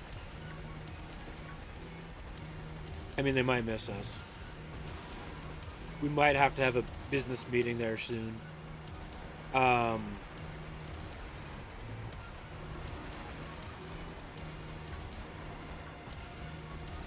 I think they're sponsoring content because they were allowed to reopen because of that pipe burst that flooded the place. I think they're trying to drive people back in to say, hey, we're open again. We need money.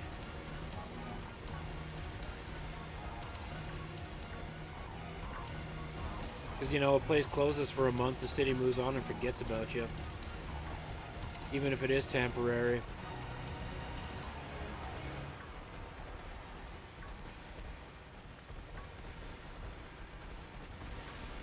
I'm being honest, guys. Like, if I get my next Twitch pay, the channel gets monetized to the point where I'm safe, the watch hours don't drop off, I might cut down to like 2-hour streams, focus on long-form content with card openings,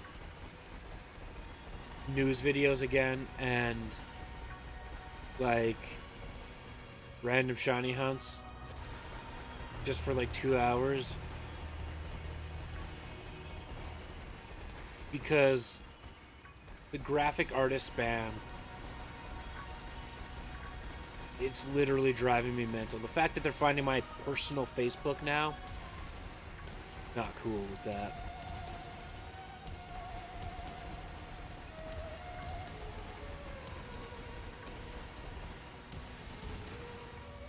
If I know I can get 10 viewers in stream, and stream for an hour, even, well, 12, I know I can maintain the watch hours. But if I get 6 viewers with other long-form content to make the watch hours maintain,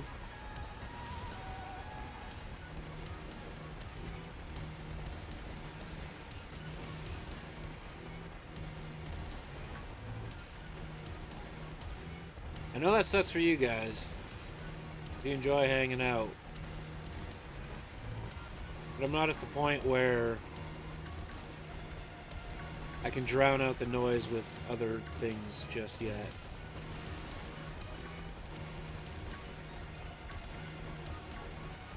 If I was at 4, 5, 6,000 subscribers and I'm getting 10, 20 people in stream, then yeah, I can drown it out.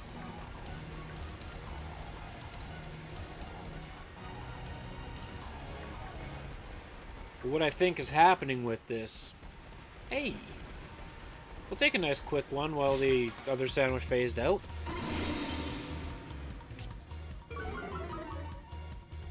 Well, I think what's happening is people are catching on. So as the expansion for YouTube monetization happens, they're slowly rolling it out to more and more countries. So, from mine to have that 500 hours of watch time and that 500 subscribers and 3,000 hours of watch time, what I think is happening is a lot more people are discovering that threshold, and now they're just hitting up anybody that has 500 subscribers, because I was getting comments on videos of, I'm a freelance artist, come talk to me. Now, I don't have that threshold hit where I have, you know, emotes for YouTube unlocked yet. But they don't know that. That's not public information. So, they're just hitting up any channel that has 500 subscribers, commenting on their stuff, and hoping to get business.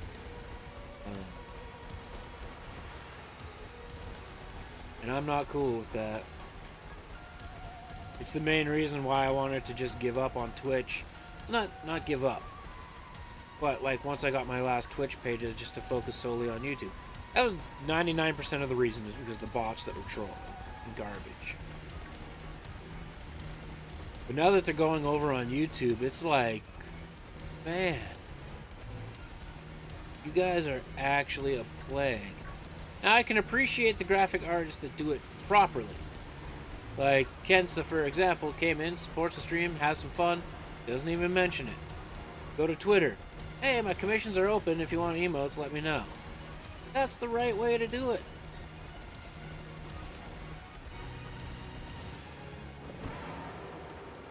But to solicit yourself non-stop.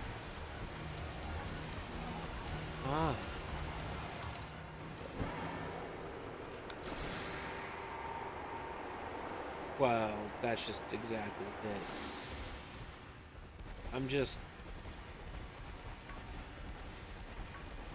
And I will gladly get her to commission emotes for me when I'm able to.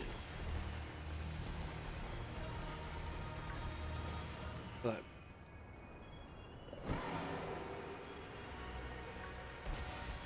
I can't quite give up on the live streaming part just yet, especially for YouTube based on watch hours. Climbing so high and getting so close. I can't not do it. And being so close to AdSense revenue as well. Wow. And that's the thing though, is like the bots funnel back to the real person, but if you're so desperate that you're paying for bots,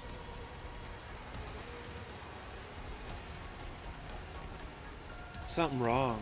Like, I'm not so desperate that I have to go to these third-party webs. Hey, there we go. That's 2 on this one. I'm not so desperate that I have to go to third-party companies to pay for bots to view bot my stream or follow bot my stream and my content. You shouldn't be so desperate as a graphic artist either. Promote yourself on the right places. Do Instagram and Facebook ads if you want. That's even a better thing than just DMing or sending friend requests or just taking off the stream. That's much better. Put your artwork out on Twitter, on whatever else. Make yourself available on places like Fiverr. That's how you grow your business. That's how you do things.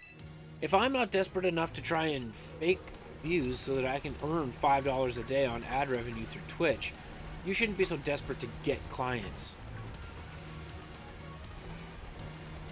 That's exactly it, Master Eevee. It's just easy. Put in the work.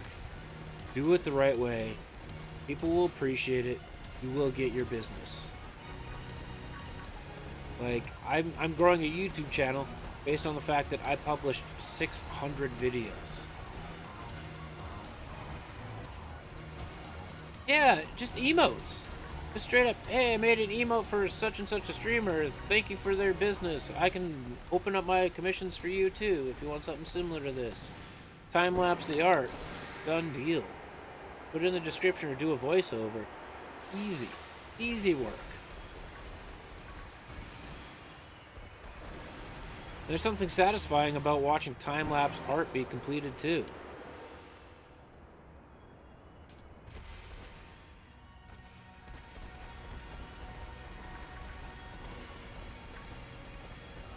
I still really want Eric Cartman drawn as Makuhita, or Makuhita drawn as Eric Cartman.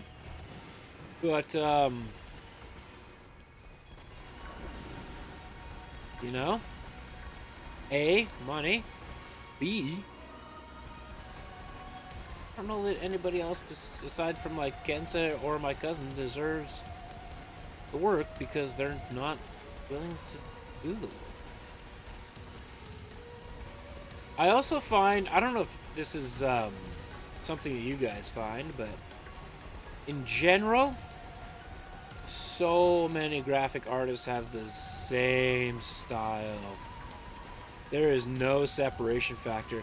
It's like, I'm a graphic artist, but really all they did was pull off a template from Canva or like Adobe and just like adjusted the color settings and whitewashed something, and that was that.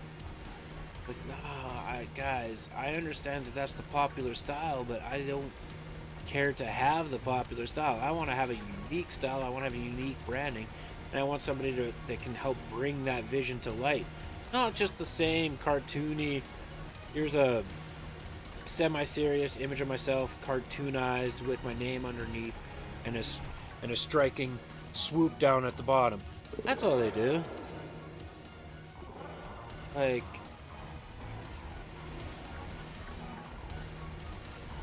literally every, well, not every, again, I say this, I'm painting a brush and I shouldn't be painting a brush, but I'm prefacing with this, I'm painting a brush fully knowing that there are people that are doing it right. There are people that have the talent and the people that are working the right way with it. I appreciate those people, and those people will get my business. The people that bought, the people that have a generic style, the people that are clearly pulling off templates and just adjusting colors, you ain't getting my business. You're not a graphic artist. If I really wanted to, I could pull up a template, adjust some colors, and I'd be done too. But there's a certain uniqueness that an actual artist can bring to light that those templates do not cover. And I might have just pissed off a million people. That's fine.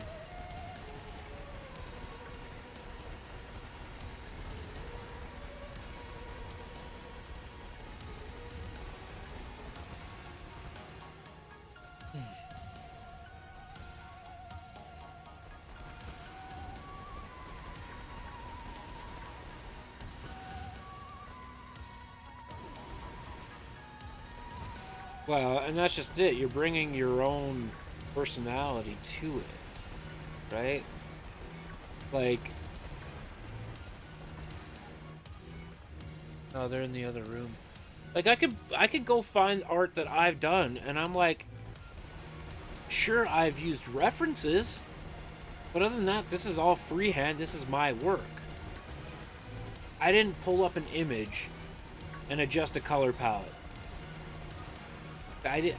I sat down pen to paper, well, pencil to paper. Referenced, sure, but didn't copy.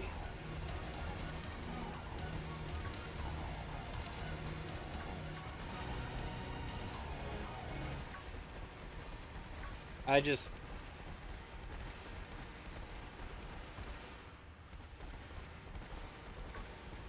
like, there would be a friend of mine, maybe Coyotes fan 88 or 89. Coyotes fan 89. She's starting to dabble into digital art. Why wouldn't I help support her? She doesn't want to have her office job anymore. I'd help support a dream. What would go further than that? Than helping support a dream? That would be amazing. My cousin. It would be great to support my cousin. I know where Ken's passion is in life. Why wouldn't I support that? I could really, if I wanted to, have 3 emote artists. I could have one for Twitch, one for YouTube, and I could have somebody that comes up with my panels and my banner art and my profile picture. I could support 3 people simultaneously.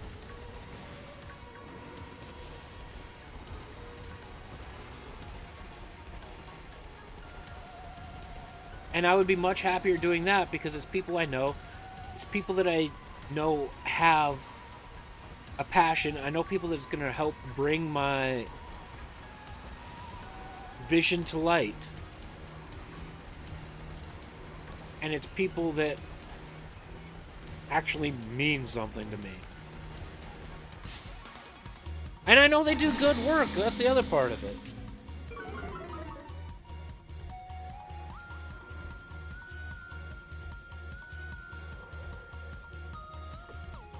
And now I'm not saying that I'm not supporting somebody else's dream by, you know, if I were to hire one of those people that, you know, creates a bot to follow channels to blah, blah, blah. I'm not saying that I'm not supporting that dream.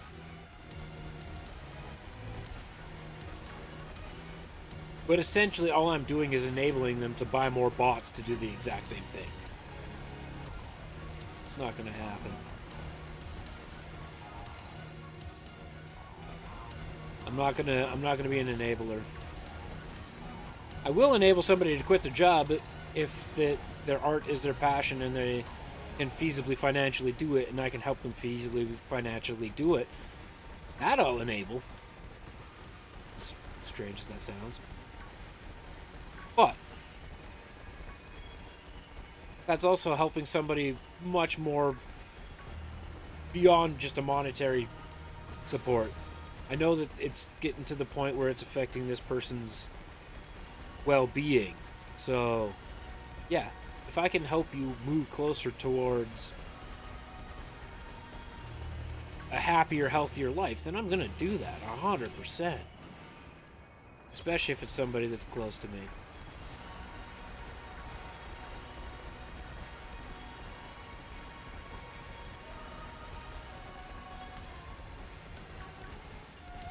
That was a long tangent based on a friend request that I'm just going to delete.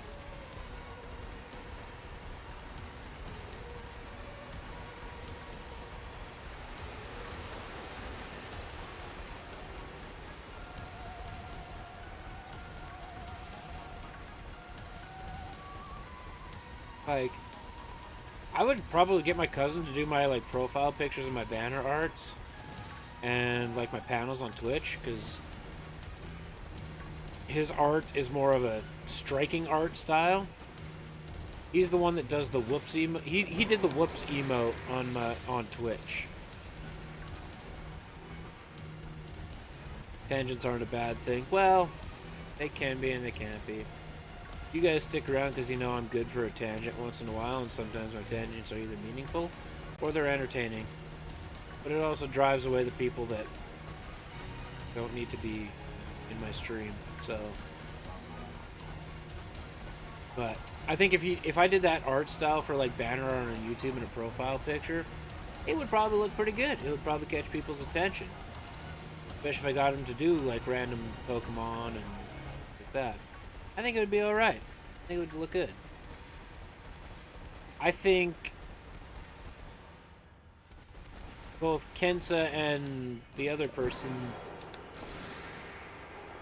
have a very unique style that is also fairly clean. It can be done for emotes quite easily.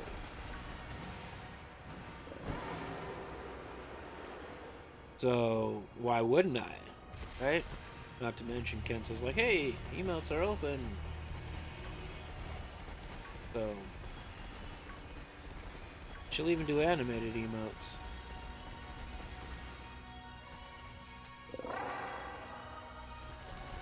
I don't either. I'm very curious to see how clean they turn out on a smaller scale.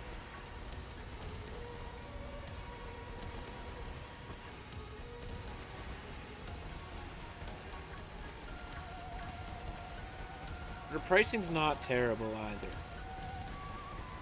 I would say it's about average with the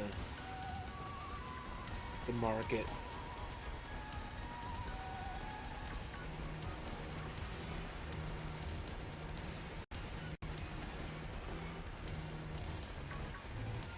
I wonder how I would pay her, though.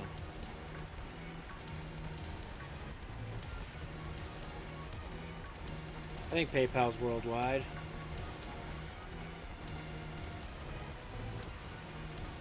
If not, I would do like a Venmo or something. Whatever.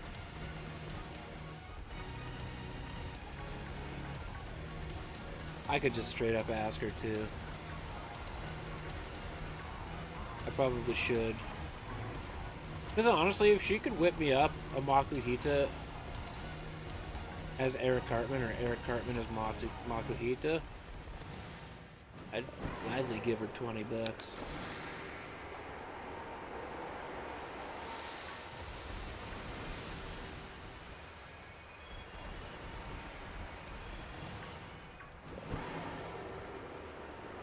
Yeah, I could just... Yeah.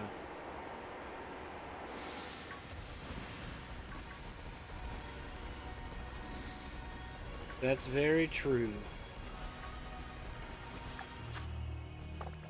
9 minutes. Can we squeeze out one more? 2 was good, but one more is better.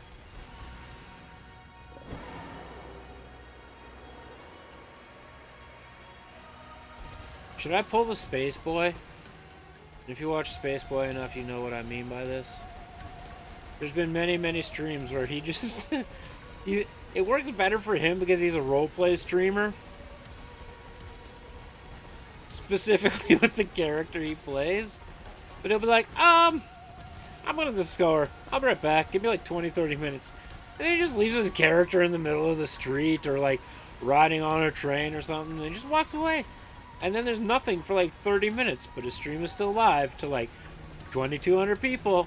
And then all of a sudden he comes back and then his character James Randall has done a million different things and he has no idea where he's at or why he's there. But he got his stuff from the store.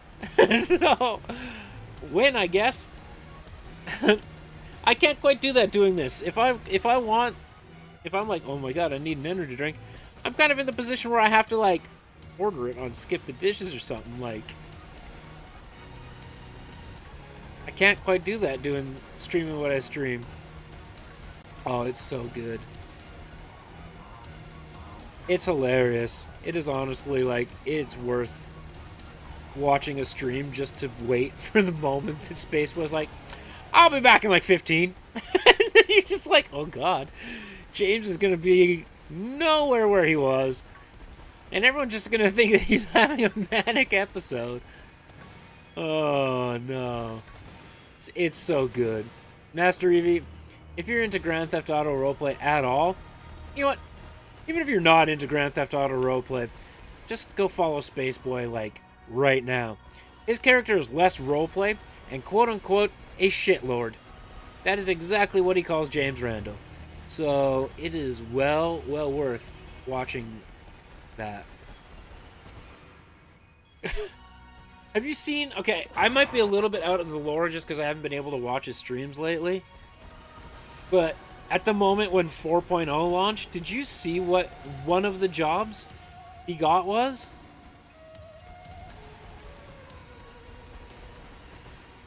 And how it immediately blew up. Well, not immediately, but after a couple days.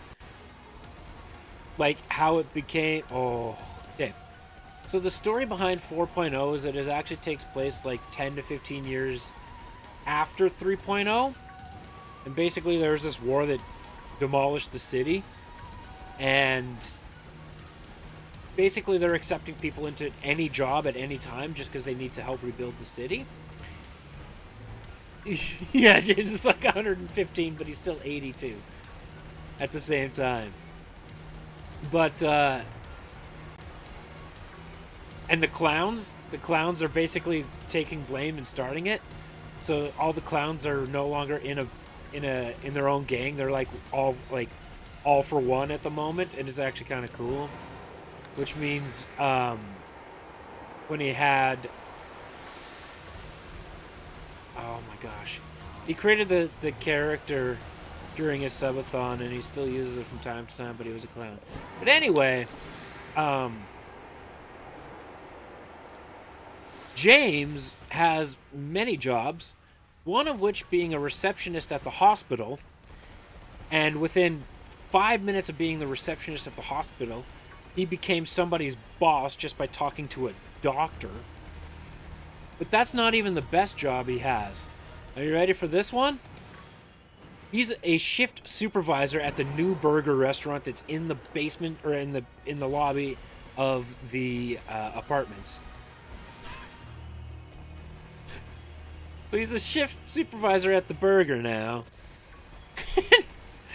and he has to protect his staff now. He has to protect his staff now. Instead of protecting himself, he protects his staff. Somebody started yelling at one of his staff members, and he goes, what seems to be the problem? He comes around the corner and stabs a person to death because they were yelling at one of his staff members. It was like 4 days into being a shift supervisor, and all hell's breaking loose already. Oh, it was so good. So good.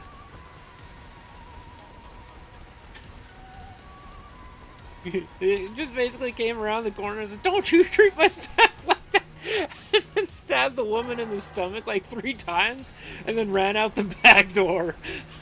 And yeah, he's gotten to like 5 other shift supervisors since. So here's the other part. Viva Cuba still exists, but James doesn't remember he's part of Viva Cuba. That I remember. So his memory got jogged and lost in a little bit in that 15 years because he got bonked on the head in the middle of the war. So even with him and Holden, he has no idea who Holden is. This is the story that he's written for his character. So there was a bit where he was going through this house, and there was a picture of Osvaldo. And Osvaldo was behind him, but he kept saying... But... yeah, he forgets. He completely has no idea what the Cuban Revolution is. And Osvaldo's behind him just saying Viva Cuba, and James is like, Viva, I remember something about Viva.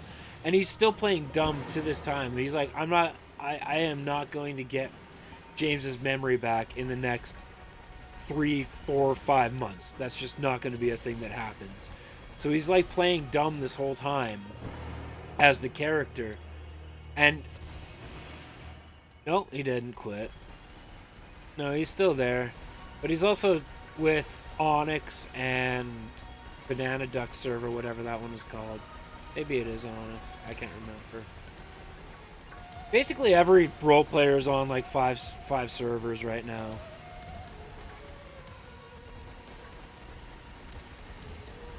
I think Space Boy sat him, well, not sat him down, but talked to him afterwards and be like, bro, I understand you're mad, but you also understand that you're revolving your content around James, who's a shitlord that has to continue to one-up his game. Like, everything he's doing, he has to one-up, right? So, every time something happens, the next time it happens, it's got to be more extreme, right? And just remember, it's happening to the character, not you. I think it's the biggest thing is why there was like a teachable moment there in the comment. Yeah, Osvaldo and Leo, they're all very much still part of the 4.0 server. What's my favorite James moment?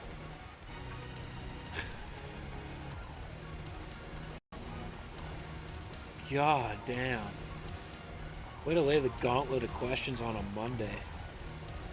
However, since talking about James Randall, I feel like I'm more alive and more awake because I'm laughing and having a good time and enjoying things. Let's keep talking about James Randall. The goofy little guy puts a smile on my face. Well, there's that one time that he went all the way up to the crane on the 4th of July and just started throwing police officers off the top of the crane. That was pretty cool. That was hilarious. The stabbing that was at the burger was pretty good. Yeah, the 4th of July massacre. But I think there was once he was outside the hospital. And I feel like it was cops that were chasing him on bikes or something like that, and they kept saying there's no way you'll get me, and he just makes a random swing and pegs a guy off the bike. Like, perfect timing. That was pretty cool. I was in the stream for that one, and it's like one of his most viral TikToks as well. But I think for me it's the 4th of July massacre where he's just like on the top of the crane and he's like, "Don't do it, you're scaring me. I don't want to hurt you." And then he just keeps throwing people off, and it's like 15 people later. Yeah, that might be one of my favorites.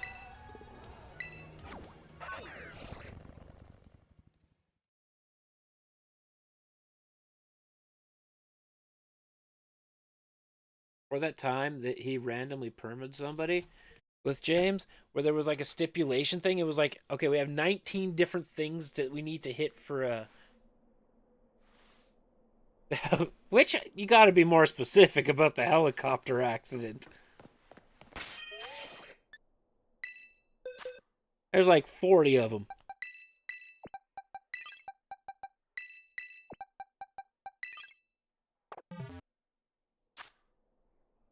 I didn't see that one, I don't think. There is one, it was more recent, and I don't know if it was in 4.0. I'm pretty sure it was 3.0. But, they were, of course, stuck on top of Maze Bank Tower. And people had fallen down like a couple levels, but then they were stuck. Oh, that, I don't know, he wasn't on the crane. Well, maybe, no. I know which one you're talking about. He was on a billboard, wasn't he? He was on the edge of a billboard, and people kept well, maybe we're talking about two different ones. But there was one where he was stuck on the billboard, and people kept trying to jump out of the helicopter to try and save him, but they ended up falling to their death because they couldn't get on the edge of the billboard. There's that one, too.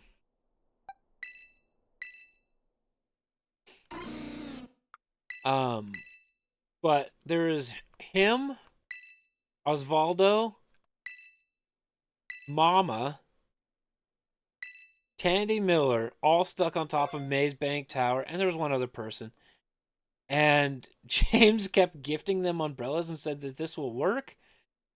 and they were all passed out, and he was throwing them off the side and telling them to use the umbrella, but the umbrella wouldn't work, so he just threw like 6 people off the side of Maze Bank Tower to their death. He's like, this will work, no problem. But it worked for James because he was the only one still alive. It was so good.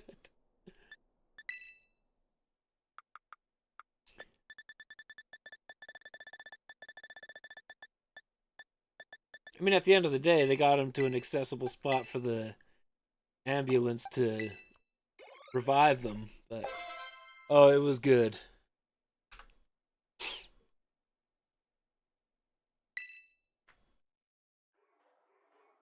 All right. Number 56. Nope. Not a 3 segment. Oh. Yeah. I've never seen a movie, but I've been in a movie. And then the one, like, Satan person that wasn't in the movie or the director at all told him to kill everybody, so he went and killed everybody because he thought it was the director of the movie.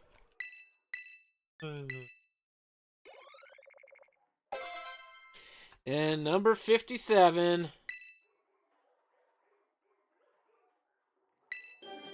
Let's get this side this time. Let's go. You know what? Let's get full rear view. Not 3 segment.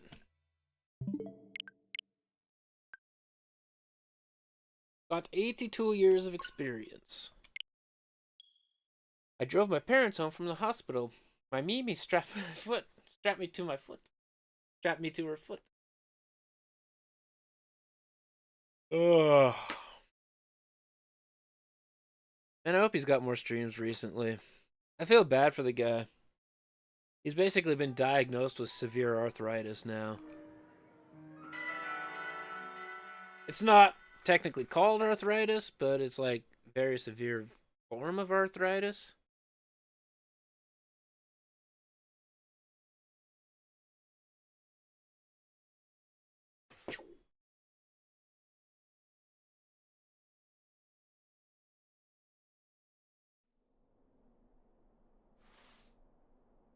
What do you mean his intro? Like the Space Boy intro? Where it's just a blank screen for a while and it says Space Boy and he's playing some music?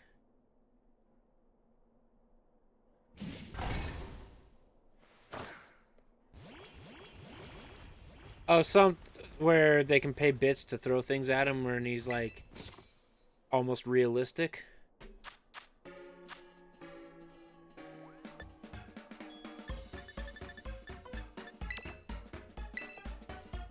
The AI James Randall.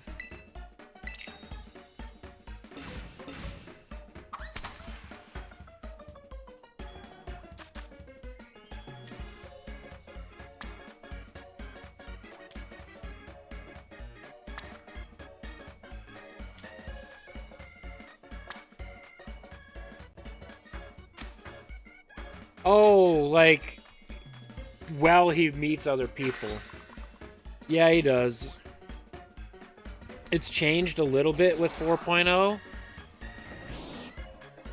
But, yeah, he still does that. I thought you meant, like, stream intro. And I was like, nah, that's always been the same. But I get you. Yeah, it's slightly different just because the menu at the burger's a little bit different. So...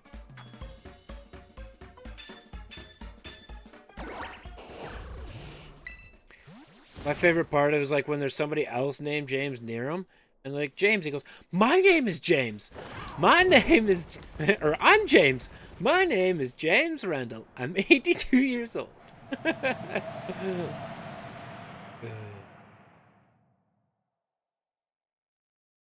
What a guy.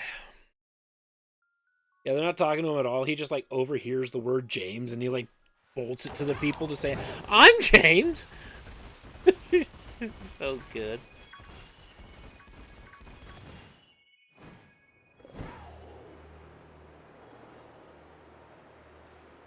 He also claims that other people can't be named James now at times. My name's James. How can you be James if my name is James?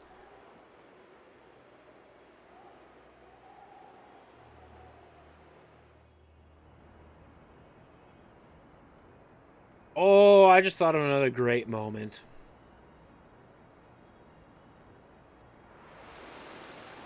It's very morbid. Nope. No, all the phone names got wiped. So everything's a little bit different now. I don't remember what they are. They all sort of have the same name, but it's not Ricky whatever, not... Yeah, no, it's not Ricky anymore. It's still the point where Spaceboy himself can't remember who's in his phone as what name, but... Yeah, not everybody's Ricky anymore.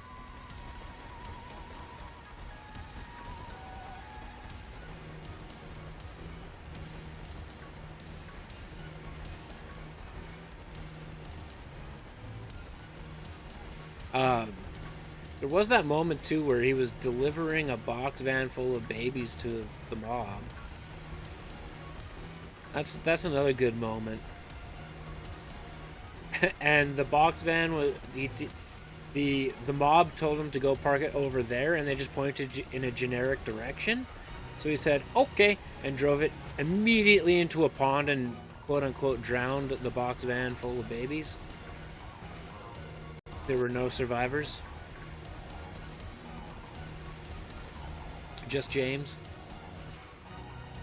Yeah. Yeah. That was a whole thing too.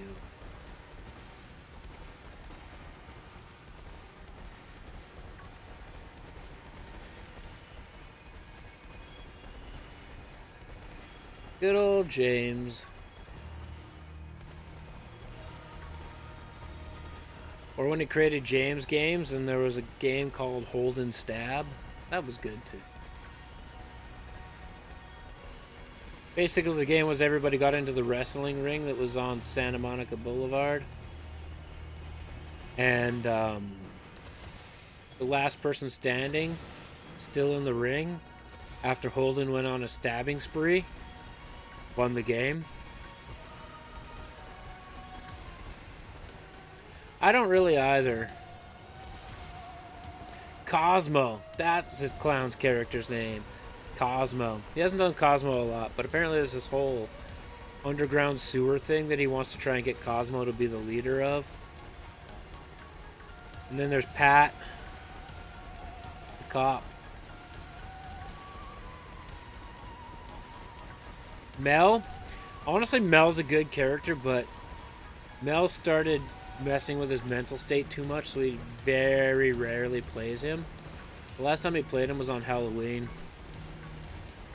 And then sometimes there's crossover with Mr. James, but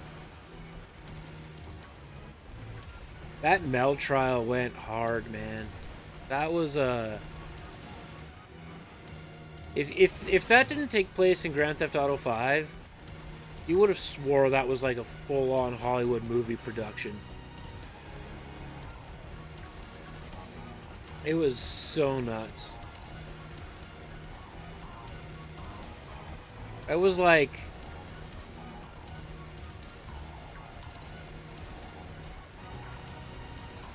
What's the movie I'm thinking of here? It was like Goodfellas. But in Grand Theft Auto and a little bit more modern.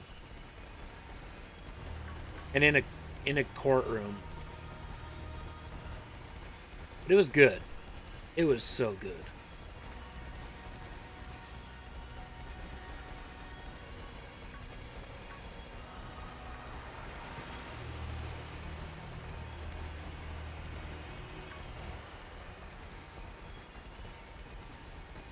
I enjoyed how there was just like all the chaos going on in the courtroom, and Mel just snuck out, shot a couple people, and then went out the back door and just casually walked away.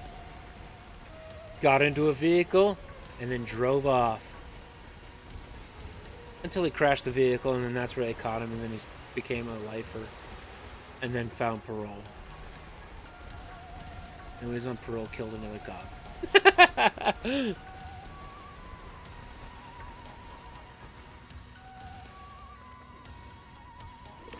Yeah, that was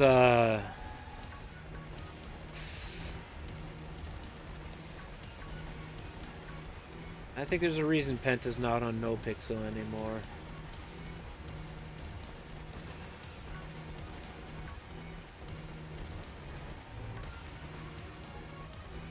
Oh, and it affected his streams for like a week after because all he could do was prison RP with James. And James is the character that makes him money. He enjoys Pat and he appreciates the people that stick around for Pat, but it's not the same as James. Especially when you have viewership like his, where he's got 2,000 people in his stream every day. And now you think about it, I have like 1 to 2 people that generate me ad revenue every day. He probably has 1,400 to 1,500 people in his stream that generate him ad revenue every day. Yeah. When you lose 700 people. So if I make right now, because ad rates are back to normal, if I'm making 15 cents a day just on 1 or 2 people in my stream on 3 or 4 hour streams, if he's doing 6 to 7 hour streams and he's 1,200 times the viewership,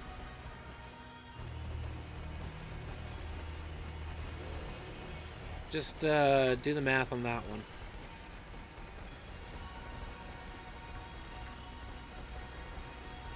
So just without the subs and the bits and stuff that James' character would bring, if he's getting on average 1,200 people in a stream that would see ads, on average, that's about $180 a day just on ads in his stream. It's more likely about 200, 220-ish. And now if that gets cut in half, you're seeing a $110 decrease per day just because somebody didn't hold up their end. I think there's a reason Penta took a very long break from NoPixel.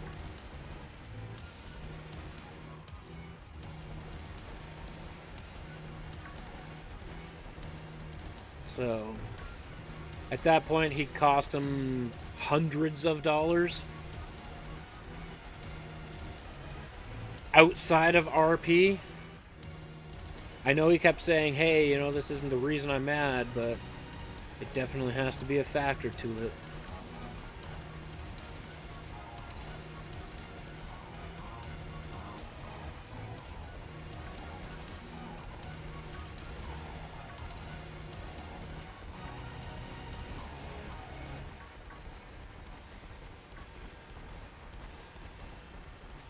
I know. And I bet you his ad rates are a lot higher than mine, too.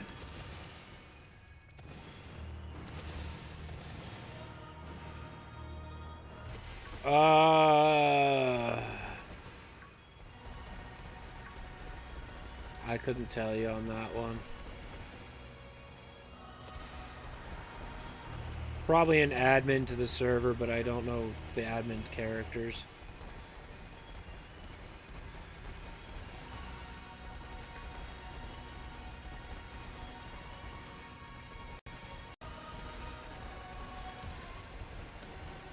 I feel like Spaceboy probably reached out to a judge or a cop, or even an admin, and was like, we have to figure out a roleplay solution to this. I know he talked about it, so he most likely did.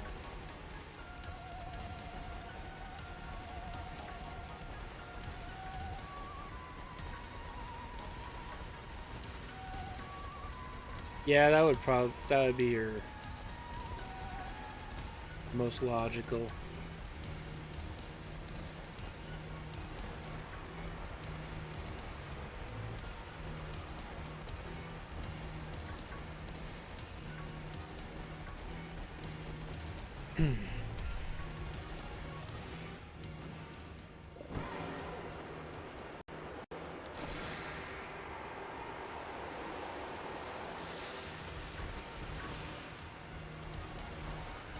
I don't know.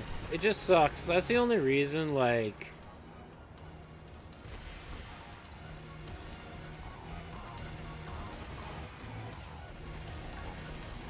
That's part of the reason why I don't get into RP. One, my computer would not handle it, but too, I think so much of the content and best laid plans rely on other people. And if other people don't hold up their bargain, I mean, look what happened, right? And that's to one of the biggest, most respected streamers in roleplay, right?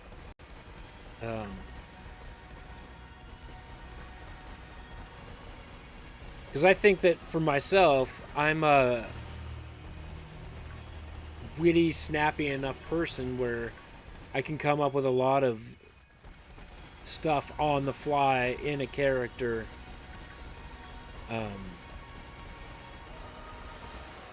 That I'd be, I think, okay at it.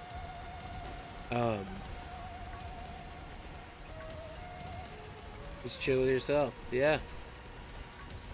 You know, I'm a very contextual kind of person, so that's where a lot of my humor comes from. If I am in that situation, I feel like I could excel, honestly, at roleplay because I'm a contextual humor type person. And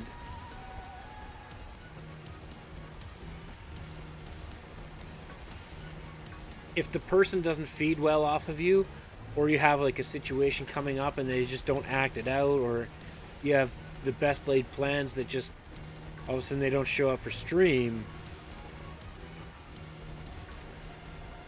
then it's like, well, I get to waste a whole stream, or everything that was planned out for the next 3 months is now out the window.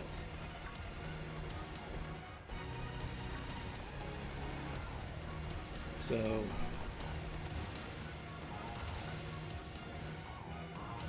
I know the computer I have my eye on, I know I could do it with that, but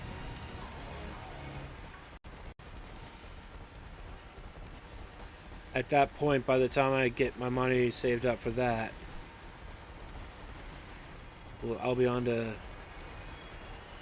something new. I'll be into a wall, or a space with different walls and sounds and people. And weapons, weirdly enough.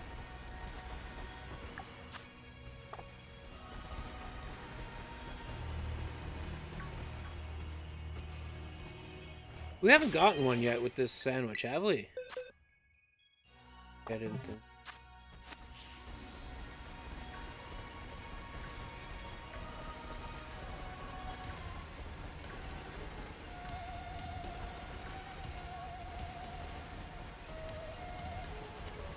Yeah, sometimes. Sometimes I am the danger.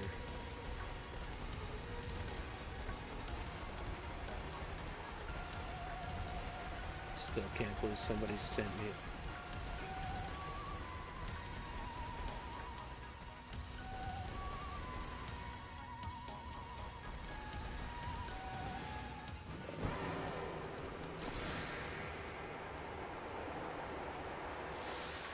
only when, which is like 65% of your life. The other 35%, you're working, eating, and sleeping.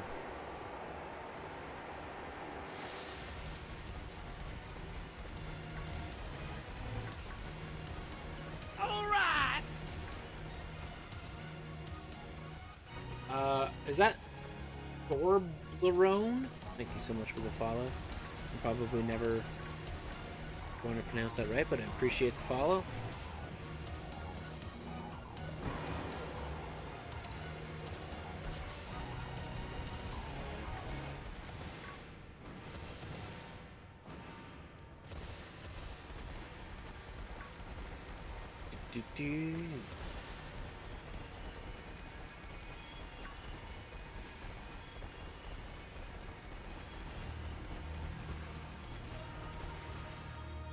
Thorblerone.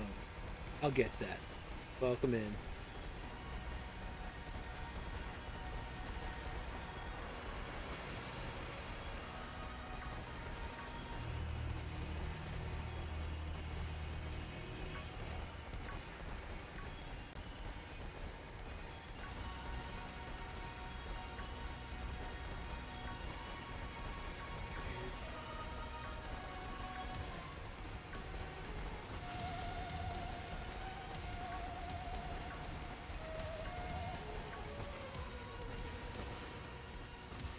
Hey, it works. I like it.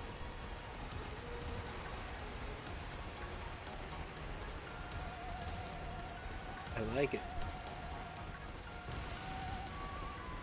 Or Blue. I'll get used to that.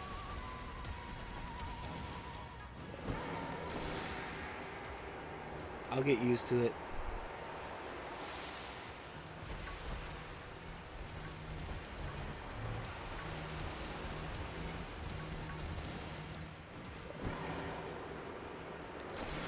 I came across a video last night on YouTube where a guy said, "I am Larry, but better." I didn't watch the full thing, but he was recreating one of Larry's teams, but in shinies.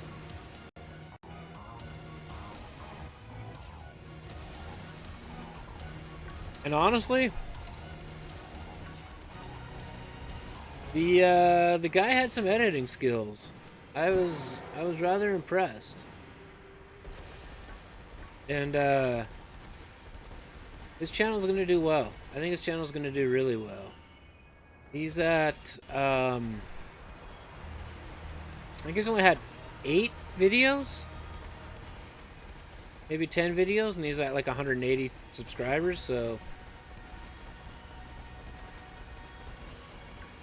he had a good he's got a good voice, a good mic setup, and he can edit. So I can't remember what his channel was called because I didn't subscribe, but I think it's going to do well.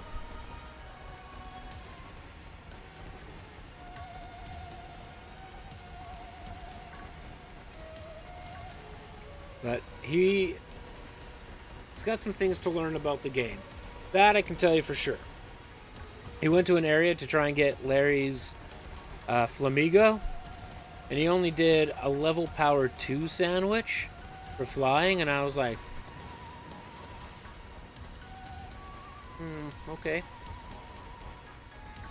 And then he came down to area 0 to look for Dunsparce or Dundunsparce, and didn't use the sandwich at all, and I was like,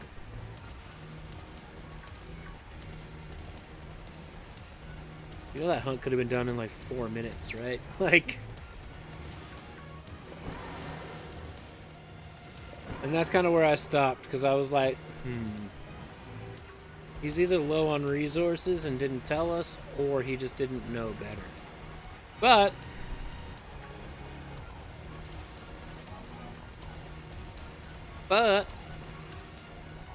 I do foresee that channel doing well.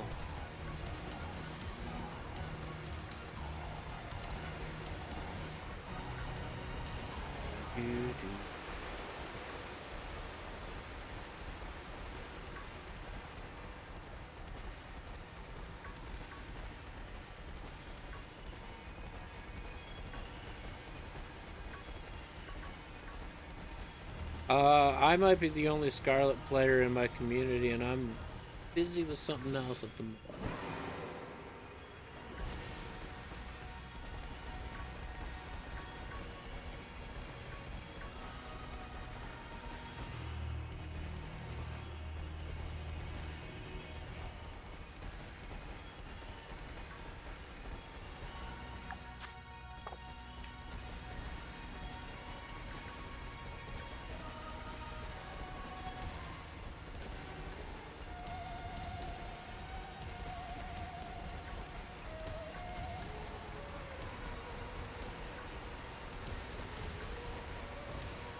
If I wasn't in the middle of shiny hunting with a sandwich,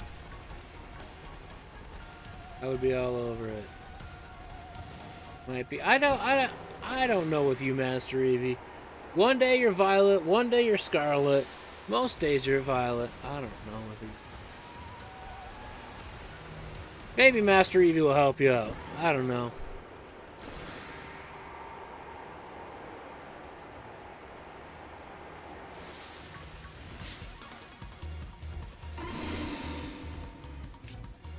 Feel free to use chat for communication. That's totally fine.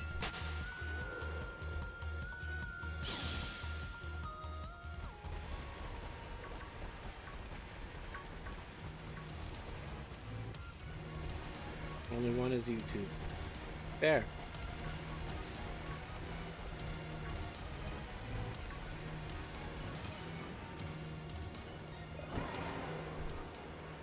I have 2 Switches, but one never gets used because it's a special edition.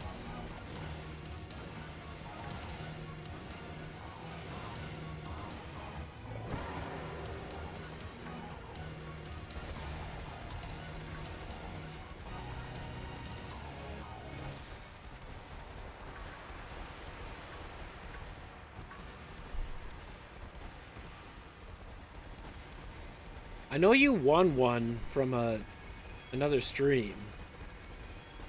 You won an OLED.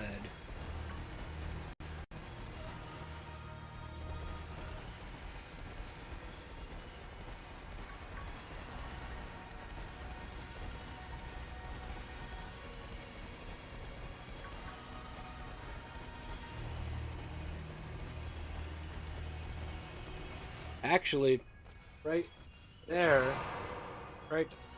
there is my special edition anniversary Mario Switch. It literally never gets played.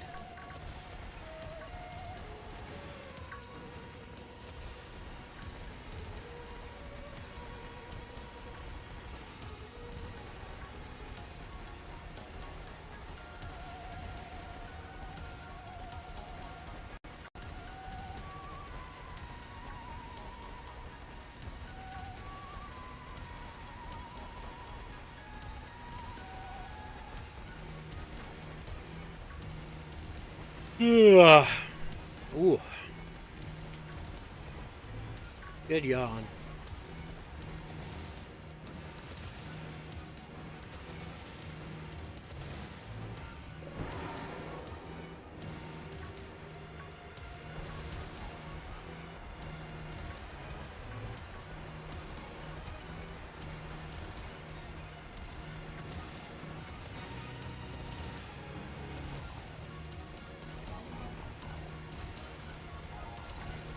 We've had 2 sandwiches phase out today.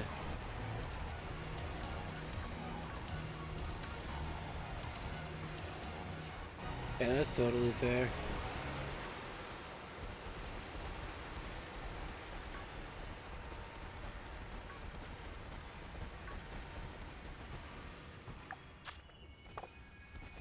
We better get a shiny in the next 6 minutes.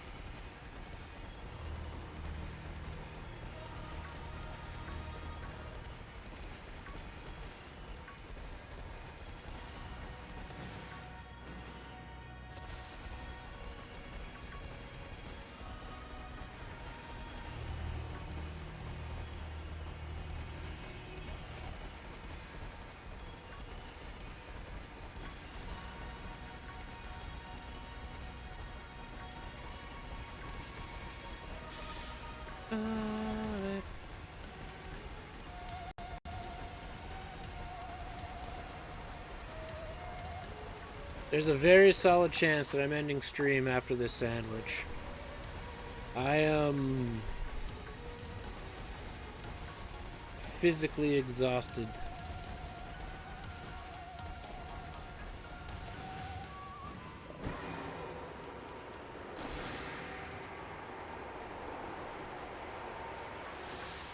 We'll see. We'll see.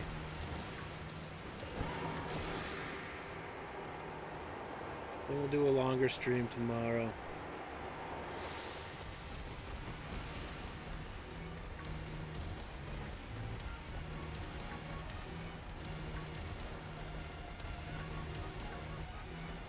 Let me guess, McKnights, you work tomorrow. From 10 till 10. You don't? You do.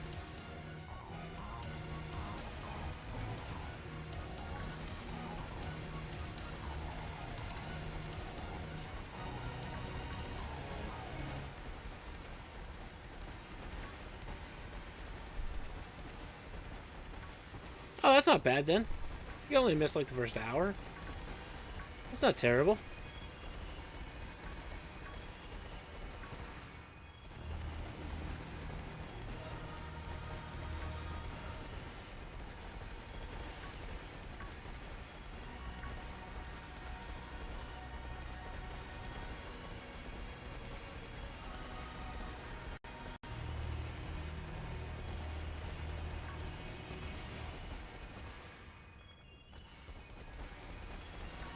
Hey, so you can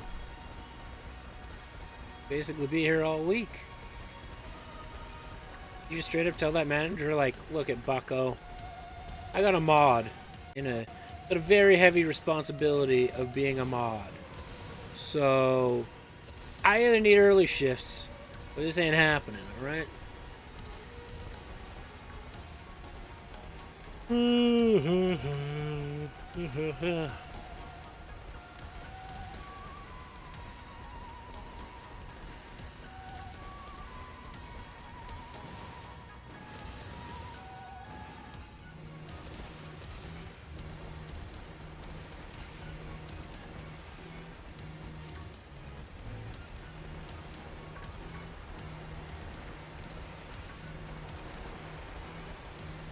It's crazy just how much of a slow time matters for everything.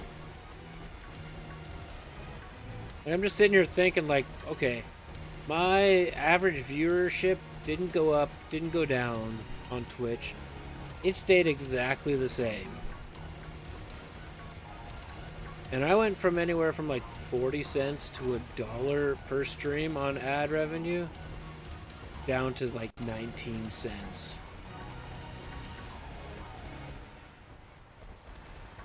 Overnight.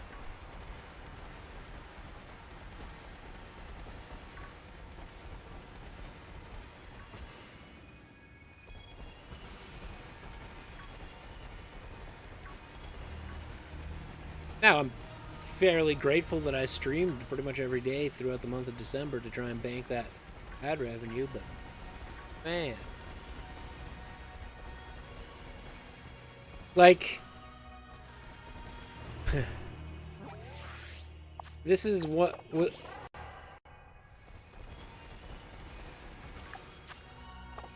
I guess in a minute 25 I'll bring up my dashboard and I'll just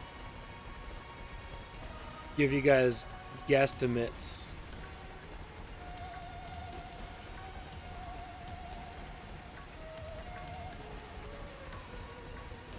I also don't care if you guys know how much money I don't make and how I survive on GST checks and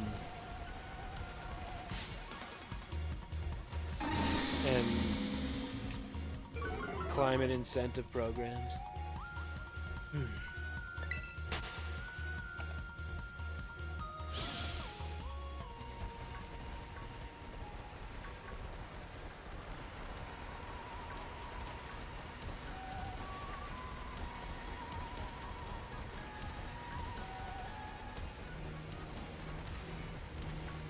We got 5 evolutions today, or 5 cracks at it, with 2 sandwiches that phased out. 53, 54, 55, 56, yeah, 5.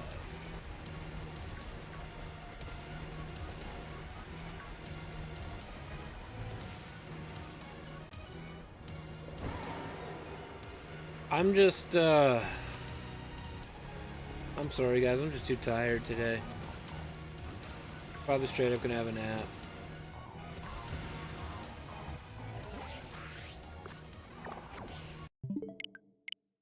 Okay, so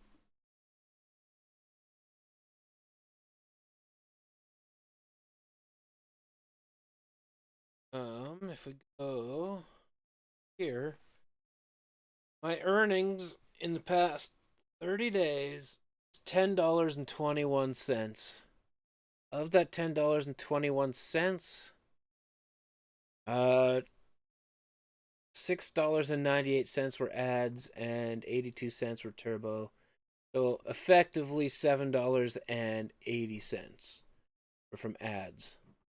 And the only other revenue was McKnight's sub at $2.41. So that tells you how much money, right? But if I look at even the week, Tuesday, January 2nd, 40 cents on ads. Friday, January 5th, 11 cents. I go all the way back to December 12th, $1.11 just off of ad revenue. Then you go to January 5th, 11 cents. So I lost a full dollar in ad revenue. It's kind of crazy to think about, but